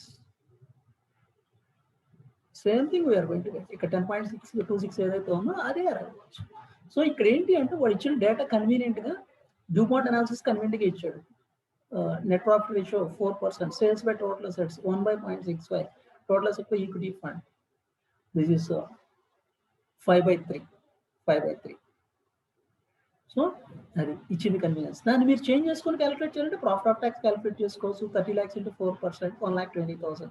Equity funds కావాలి అంటే total assets ముందే రావాలి. 30 lakhs లో 0.65, 19.5 lakhs targeted total assets. అందులో equity funds మళ్ళీ 3/5 అవుతాయి. సో 5 రూపీస్ టోటల్ అసెట్స్ అయితే 3 rupees equity అవుతాయి. సో 11,70,000 అవుతుంది. 11,70,000 అవుతుంది. అది 10.26%. 10.26% return. This is about proposal 1. Same the next proposal 2 మాత్రం typical గా ఉంటుంది. Then we'll discuss about proposal 2.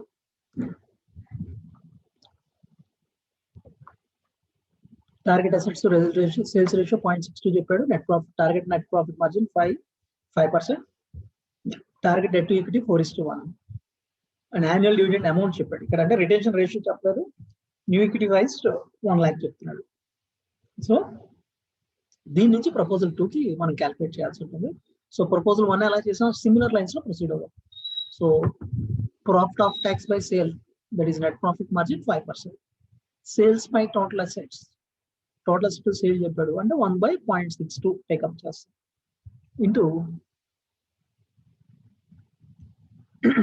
Into total assets by equity. So target debt equity మనం take up చేస్తే దట్ ఈస్ 4:1 చెప్తున్నాడు. అంటే ఎవ్రీ 1 రూపీ ఆఫ్ ఈక్విటీకి డెట్ 4 రూపీస్ ఉండాలి అని చెప్తున్నాడు. అంటే టోటల్ అసెట్స్ 5 రూపీస్ అవుతాయి. టోటల్ అసెట్స్ 5 రూపీస్ అవుతాయి. So total assets 5, equity 1. వాటిని సబ్స్టిట్యూట్ చేద్దాం.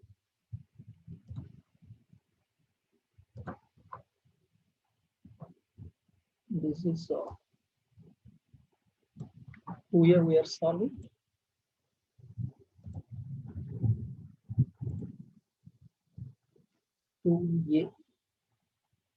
Proposal 2.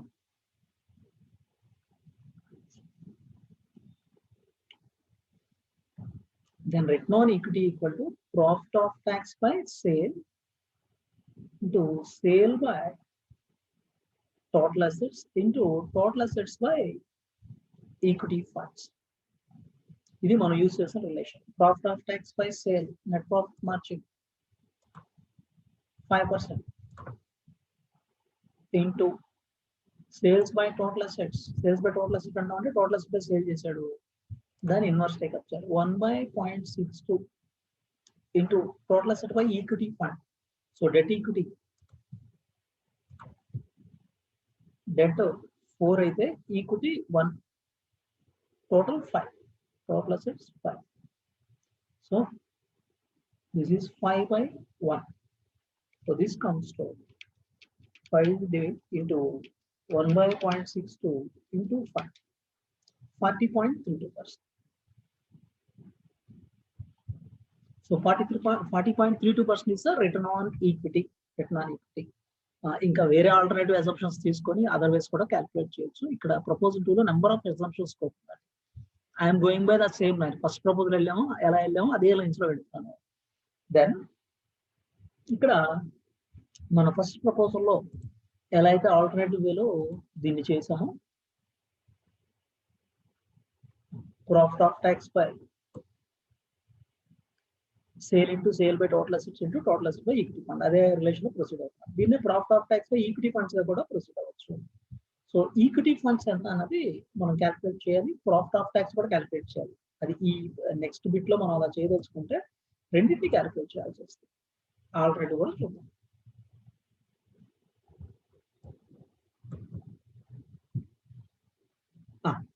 ఇక్కడ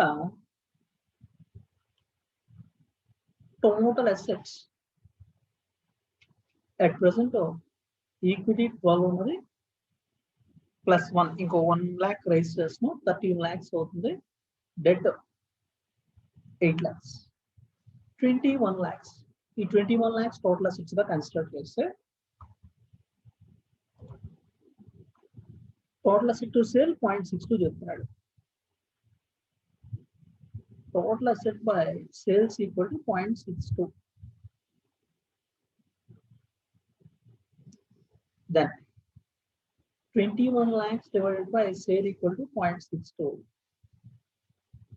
Sale equal to 21 lakhs divided by 0.62. This comes to 33.87 lakhs. Is 33.87 lakhs అవుతుంది. Then ఈ 33.87 lakhs సేల్ అయితే profit 33.87 lakhs into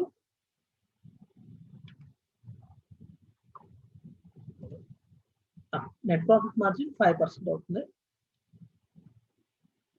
33.87 lakhs into 5%. 1.6935 lakhs. 1.6935 lakhs. Profit after tax. ఇది profit. Then equity funds at present ఉన్న ఈక్విటీని పట్టించుకోవద్దు. అంటే at present 13 lakhs ఉంది, దీన్ని బేస్ చేసుకొని ప్రొసీడ్ అయితే you will get different ratio. మనకి టార్గెట్ డెట్ ఈక్విటీ రేషియో ఎలా ఉంటుందో నేను దాన్ని టేకప్ చేస్తున్నాను. సో టోటల్ అసెట్ 21 lakhs ఉంది, టార్గెట్ డెట్ ఈక్విటీ రేషియో 4:1. అంటే 4 rupees డెట్ ఉంటే 1 rupee ఈక్విటీ ఉండాలి. అంటే equity target equity 21 lakhs into 1/5. 21 lakhs into 1/5. That comes to 4.2 lakhs. Now return on equity equal to profit after tax by equity funds into 100.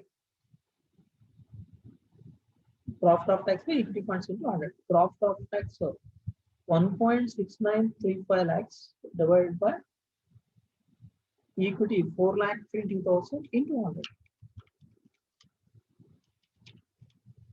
That is 40.32%. So ఇందులో different assumption scope ఉందండి. Different assumption scope ఉంది. నేను target equity తీసుకున్నాను. Target equity 4.2 lakhs అనేది తీసుకున్నాను.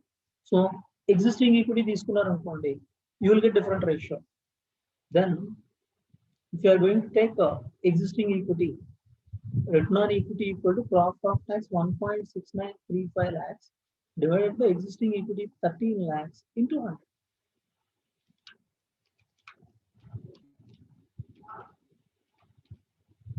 అప్పుడు 13.03% return on equity వస్తుంది. ఇక ఇవన్నీ different assumptions. Will go by this 40.32%. Target equity ఏదైతే ఉంటుందో టార్గెట్ ఈక్విటీ నుంచే మనం ప్రొసీడ్ అవ్వాలి. సో జస్ట్ లైక్ ప్రపోజల్ 1 లో అలా ఫాలో అయ్యాము, ప్రపోజల్ 2 కూడా అలాగే ఫాలో అవుతుంది. Then the next one, next element మనం చేయాల్సిన క్యాలిక్యులేషన్ ఏంటి అంటే రిటెన్షన్ రేషియో. సో 1.6935 lakhs ఏదైతే ప్రాఫిట్ వస్తుందో అందులో dividend how much we are distributing. Dividend we are distributing 0.3 lakhs. 0.3 lakhs distribute చేస్తే 1.3935 lakhs. ఇది retained earnings. So retention ratio equal to 1.3935 lakhs divided by 1.6935 lakhs into 100.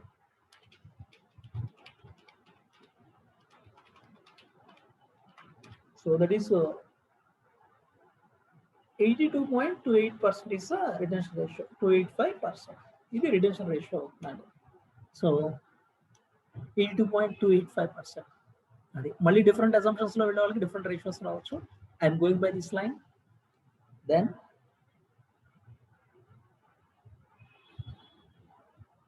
sustainable growth ratio equal to sustainable growth rate equal to retention ratio into return on equity. Retention ratio 0.82285 into return on equity 40.32.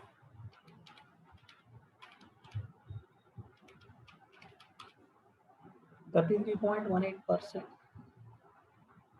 33.18%. Sustainable growth ratio. That is for proposal. Different alternative assumptions, different alternatives. I am going by this particular line. So first proposal same way. Profit of tax by sale 5%, sale by total asset 1/0.62, total asset by equity fund 5/1, 40.32%. Alternative way you are going to get the same thing. Then ఇక్కడ profit of tax అనేది calculate చేయాల్సిన requirement ఉంది. Thereby total assets equity 12 + 1 13 lakhs, debt 8 lakhs, 21 lakhs ఉంటుంది. So total assets దాని నుంచి sale అరేవై total asset by sale 0.62 కాబట్టి sales solve చేస్తే 33.87 lakhs. ప్రాఫిట్ ఆఫ్ ట్యాక్స్ ఇందులో 5% కాబట్టి 1.6935 lakhs. ఇది రిటెన్షన్ రేషియో కోసం. Profit of tax dividend minus చేస్తే 1.3935 lakhs. So retained earnings 1.3935 lakhs. So as a percentage of 1.6935 lakhs, 82.285% retention ratio. Then sustainable growth ratio equal to retention ratio into return on equity, 33.18%. ఇది అల్టిమేట్గా మన ఎవరైనా sustainable growth rate. So with this we have completed all the problems.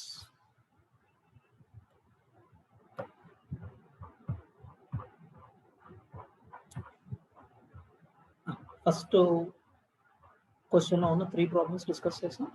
Second question లో A and B already discuss చేసాం. Then 3 questions, so all of us know this is regular only asking కొంచెం different గా question చేశాడండి. Peer-to-peer lending and crowdfunding are the same and traditional methods of funding. Do you agree? Justify your stand. So ఈ రెండు traditional methods అనే argument ని accept చేస్తారు అంటున్నారు. Both are not traditional methods. Peer to peer lending అనేది traditional method అండి. So this is versus crowd funding అనేది recent develop అయిన మెథడ్ ఆఫ్ ఫండింగ్ అని చెప్పొచ్చు. So this is contemporary source of finance గా కన్సిడర్ చేయొచ్చు.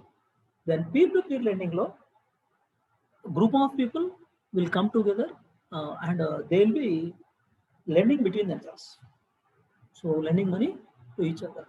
Whereas crowdfunding lo small amount of funds are raised from large number of people. Adi marvel vaatne.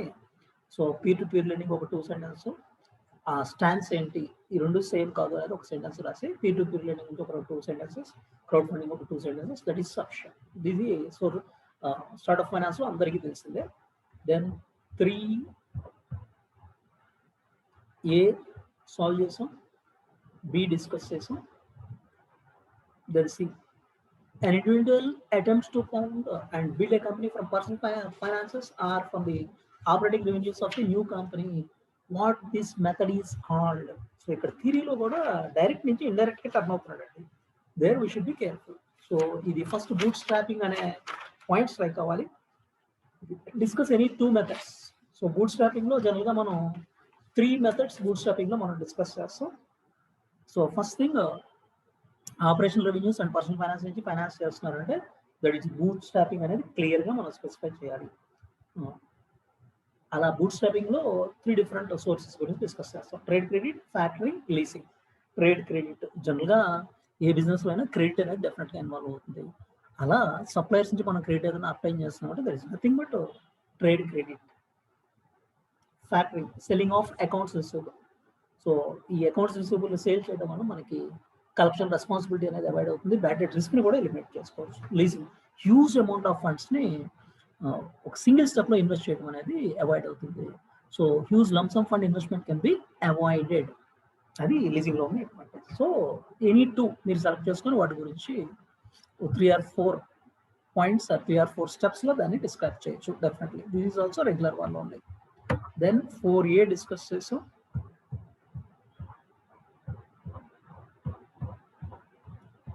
4B discuss చేసాం.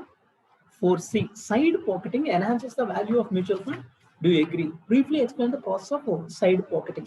Side pocketing అనేది theoretical గా general గా మీకు students కి definitely you don't know this particular side pocketing. General గా తెలియదు. ఇది practical గా యూజ్ చేసే టర్మ్ అండి. దీని గురించి మాట్లాడుతున్నాం.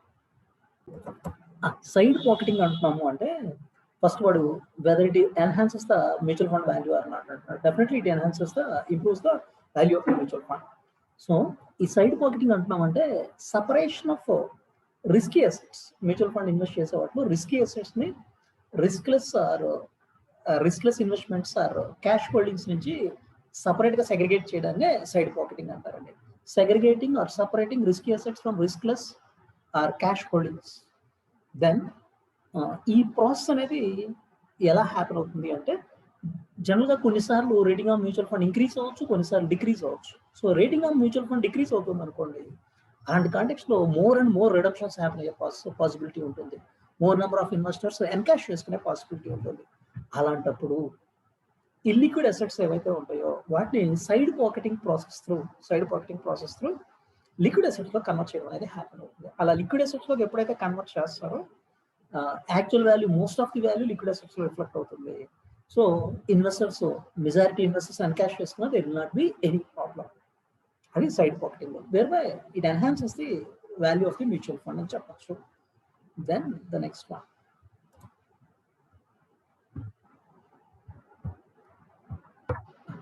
5 డిస్కస్ చేసాం, 5A, 5B, 5C. Theory. In an efficient market, technical analysis may not work perfectly. Efficient market లో టెక్నికల్ అనాలిసిస్ పర్ఫెక్ట్ గా వర్క్ అవ్వదు అంటున్నాడు. However with imperfections, inefficiencies and irrationalities which characterize the real world, technical analysis may be helpful. Critically analyze the statement. First original statement, in an efficient market, technical analysis may not work perfectly. Efficient market లో technical analysis perfect గా work అవ్వదు అంటున్నాడు. So analysis of 2 types, technical analysis, fundamental analysis. Technical analysis అంటామంటే దాన్ని diagrams and chart లో convert చేస్తే technical analysis అవుతుంది. Fundamental analysis అంటున్నామంటే బ్యాలెన్స్ షీట్ అండ్ P&L లో ఉన్న ఇన్ఫర్మేషన్ ని మనం అనలైజ్ చేస్తే దాన్ని ఫండమెంటల్ అనాలిసిస్ గా కన్సిడర్ చేస్తారు. సో ఎఫిషియెంట్ మార్కెట్ లో టెక్నికల్ అనాలిసిస్ పర్ఫెక్ట్ గా వర్క్ అవ్వకపోవచ్చు అంటాడు. Yes, definitely we can say efficient market లో టెక్నికల్ అనాలిసిస్ పర్ఫెక్ట్ గా వర్క్ అవ్వకపోవచ్చు. ఎందుకు? టెక్నికల్ అనాలిసిస్ అనేది based on facts and figures, facts and charts basis. So ఇక్కడ పాస్ట్ ట్రెండ్స్ రిపీట్ అవుతాయి అనేది అందులో అసంప్షన్ ఉంటుంది. మరి ఎప్పుడైతే మార్కెట్ ఎఫిషియెంట్ గా ఉందో ఇది వర్క్ అవ్వకపోవచ్చు. That however with the imperfections, inefficiencies and irrationalities with which characterize the real world, technical analysis may be helpful. Critically analyze the statement. కానీ రియల్ వరల్డ్ లో టెక్నికల్ అనాలిసిస్ హెల్ప్ అవ్వచ్చు. ఈ statement analyse చేయమంటారు. అంటే ఇక్కడ we have to specify the arguments in favor of technical analysis and arguments against technical analysis. రెండు మనం specify చేయాల్సి ఉంటుంది. సో నార్మల్ టెండెన్సీ చూస్తే టెక్నికల్ అనాలిసిస్ లో basic theme stock market moves in trends. So past trends ఏవైతే ఉన్నాయో అవి repeat అవుతాయని ఇందులో ఉండే బేసిక్ అసంప్షన్ అండి. సో జనరల్గా మెజారిటీ ఇన్వెస్టర్స్ సైకాలజీ అనేది సిమిలర్ గా వర్క్ అవుతుంది. సో ట్రెండ్స్ ప్యాటర్న్స్ ఫాలో అయ్యే పాసిబిలిటీ ఛాన్స్ ఉంటుంది. సో పాస్ట్ ట్రెండ్స్ ఎలా ఉంటాయో మనం స్టడీ చేసినప్పుడు డెఫినెట్ గా అవి most of the times useful అనేది హ్యాపెన్ అవుతాయి. అలాగే డిమాండ్ అండ్ సప్లై గ్యాప్స్ కానీ, ఆ డిమాండ్ అండ్ సప్లై చేంజెస్ కానీ సడన్ గా హ్యాపెన్ అవ్వండి, గ్రాడ్యువల్ గా హ్యాపెన్ అవుతాయి. సో అలాంటి కాంటెక్స్ట్ లో కూడా టెక్నికల్ అనాలిసిస్ మనకి డెఫినెట్ గా యూస్ఫుల్ అవుతుంది. అలాగే మనం ఫండమెంటల్ ఇన్ఫర్మేషన్ ఏవైతే ఉందో, ఒక కంపెనీ గురించి మనం ఫండమెంటల్ ఇన్ఫర్మేషన్ తీసి అనాలిసిస్ చేస్తున్నప్పుడు over a period of time analysis చేయడం అనేది హ్యాపెన్ అవుతుంది. వెరస్ టెక్నికల్ అనాలిసిస్ అయినా సరే ఆ particular periodical information charts and diagrams లో కన్వర్ట్ చేస్తున్నాం, కన్వర్ట్ చేసి పాస్ట్ ట్రెండ్స్ రిపీట్ అవుతాయి అనేది కన్సిడర్ చేస్తున్నాం. So these are arguments in favour of technical analysis, then arguments against the technical analysis. So ఇక్కడ ఈ టెక్నికల్ అనాలిసిస్ మనం ఏదైతే యూజ్ చేస్తున్నామో స్టాక్ మార్కెట్ మూమెంట్స్ అనేది పాస్ట్ ట్రెండ్స్ అనుకోవడం కంటే ర్యాండమ్ మూమెంట్ అని కన్సిడర్ చేయొచ్చు అండి. ర్యాండమ్ మూమెంట్ అంటే every time its movement is random. So definite గా ర్యాండమ్ మూమెంట్ అంటే ఒకసారి రైజ్ అవ్వచ్చు, ఒకసారి ఫాలో అవచ్చు. ఎప్పుడు రైజ్ అవుతుందో ఎప్పుడు ఫాలో అవుతుందో nobody can say. Random movements ఉన్నప్పుడు మన టెక్నికల్ అనాలిసిస్ అనేది వర్క్ అవ్వకపోవచ్చు. అలాగే టెక్నికల్ అనాలిసిస్ ట్రెండ్స్ ని ఇండికేట్ చేస్తున్న టైంకి ఇలా ఉండొచ్చు అని ట్రెండ్ ఇండికేట్ చేసే టైంకి ఆల్రెడీ ఆ ట్రెండ్ అనేది హ్యాపెన్ అయిపోయి ఉండొచ్చు. That might already happen. అలాగే మరి టెక్నికల్ అనాలిసిస్ లో వీళ్ళు యూజ్ చేస్తున్న tools whether they are convincing or not అనేది మనం ఎగ్జాక్ట్ గా చెప్పగలం. దెన్ 6A డిస్కస్ చేసాం, 6B డిస్కస్ చేసాం, 6.3 pass through certificates and pay through securities. So ఇది కూడా ఆల్మోస్ట్ అందరికీ తెలిసిన క్వశ్చనే. Pass through certificates and pay through securities securitisation ప్రాసెస్లో ఈ ఇన్స్ట్రుమెంట్స్ని యూజ్ చేస్తారు. ఈ పాస్ త్రూ సర్టిఫికెట్స్లో ఏంటి అంటే what are the cash flows generated. So interest ఫామ్లో కానీ ప్రిన్సిపల్ రీపేమెంట్ ఫామ్లో కానీ ఏదైతే క్యాష్ ఫ్లోస్ జనరేట్ అవుతాయో వాటిని పాస్ ఆన్ చేయడం అనేది హ్యాపెన్ అవుతుంది. So those are passed on to the investors. So loans నుంచి ఏవైతే మనకి interest and principal repayments arise అవుతాయో those are passed on. Versus pay through సెక్యూరిటీస్లో ఇక్కడ పాస్ త్రూ సర్టిఫికెట్లో as and when cash flows arise అయితే ఇమీడియట్గా పాస్ ఆన్ చేస్తాం. అలా కాదు, పే త్రూ సెక్యూరిటీస్లో పీరియాడికల్ ప్రామిస్డ్ ఇంటర్వల్స్లోనే ఇన్వెస్టర్ పాస్ ఆన్ చేయడం అనేది హ్యాపెన్ అవుతుంది. సో స్పెసిఫిక్ డ్యూరేషన్స్లో as per agreed time duration, ఆ టైం డ్యూరేషన్లోనే పేమెంట్స్ చేయడం అనేది హ్యాపెన్ అవుతుంది. కొన్నిసార్లు మనకి లోన్ ప్రొసీడ్స్ ఎర్లీగా కలెక్ట్ అయినా, ఇంట్రెస్ట్ ఎర్లీగా కలెక్ట్ అయినా షార్ట్ టర్మ్ ఇన్వెస్ట్మెంట్స్ కూడా టేకప్ చేసే పాసిబిలిటీ ఉంటుంది. అది ఈ రెండింటి కూడా డిఫరెన్స్. నెక్స్ట్ వన్ ఇంటర్నల్ చాయిస్లో economic value added, market value added question చేశాడు. ఎకనామిక్ వాల్యూ యాడెడ్ అనేది real surplus generated by an ఎంటిటీని ప్రజెంట్ చేస్తుంది. సో ఇది ఒక హోలిస్టిక్ మెథడ్గా కన్సిడర్ చేయొచ్చు. కంపెనీ రియల్ సర్ప్లస్ ఎంతైతే జనరేట్ చేస్తుందో దాన్ని ఇక్కడ క్యాలిక్యులేట్ చేస్తున్నాం. Return on capital employed minus cost of capital employed అంటే net operating profit of tax minus capital employed into weighted average cost of capital అనే రిలేషన్ నుంచి క్యాలిక్యులేట్ చేస్తాం. మార్కెట్ వాల్యూ యాడెడ్, ఈ మార్కెట్ వాల్యూ యాడెడ్ అనేది excess of market value over book value of the firm. Excess of market value over book value of the firm. So simply market value of the firm minus book value of the firm apply చేసి market value added calculate చేస్తాం. This is about the theory process. So with this we have completed the complete analysis of SFM new syllabus paper November 2020.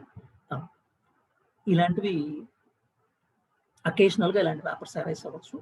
So only thing ఇలాంటి paper arise అయినప్పుడు మనం already మాట్లాడుకున్నట్టు మనం డెఫినెట్గా చేయగలము, క్విక్గా solve చేయగలము అనుకున్నాయి. First 1 hour and next second అవర్లో హాఫ్ అన్ అవర్ కానీ సెకండ్ అవర్ కంప్లీట్గా కానీ ట్రై చేసి లాస్ట్ 1 hourలో మనం అన్నోన్ కాన్సెప్ట్స్ అప్పటికి అంటే సెకండ్ అవర్కి థియరీ కూడా రాసేసి దెన్ అన్నోన్ కాన్సెప్ట్స్ ఎన్ని సాల్వ్ చేయగలిగితే అని ట్రై చేయడం. అక్కడ మనకి తెలిసిన ప్రాబ్లమ్స్లో there should not be any single mistake. Then only మనం ఇలాంటి పేపర్స్లో సెట్ కాగలుగుతాం. So all the best to all of you.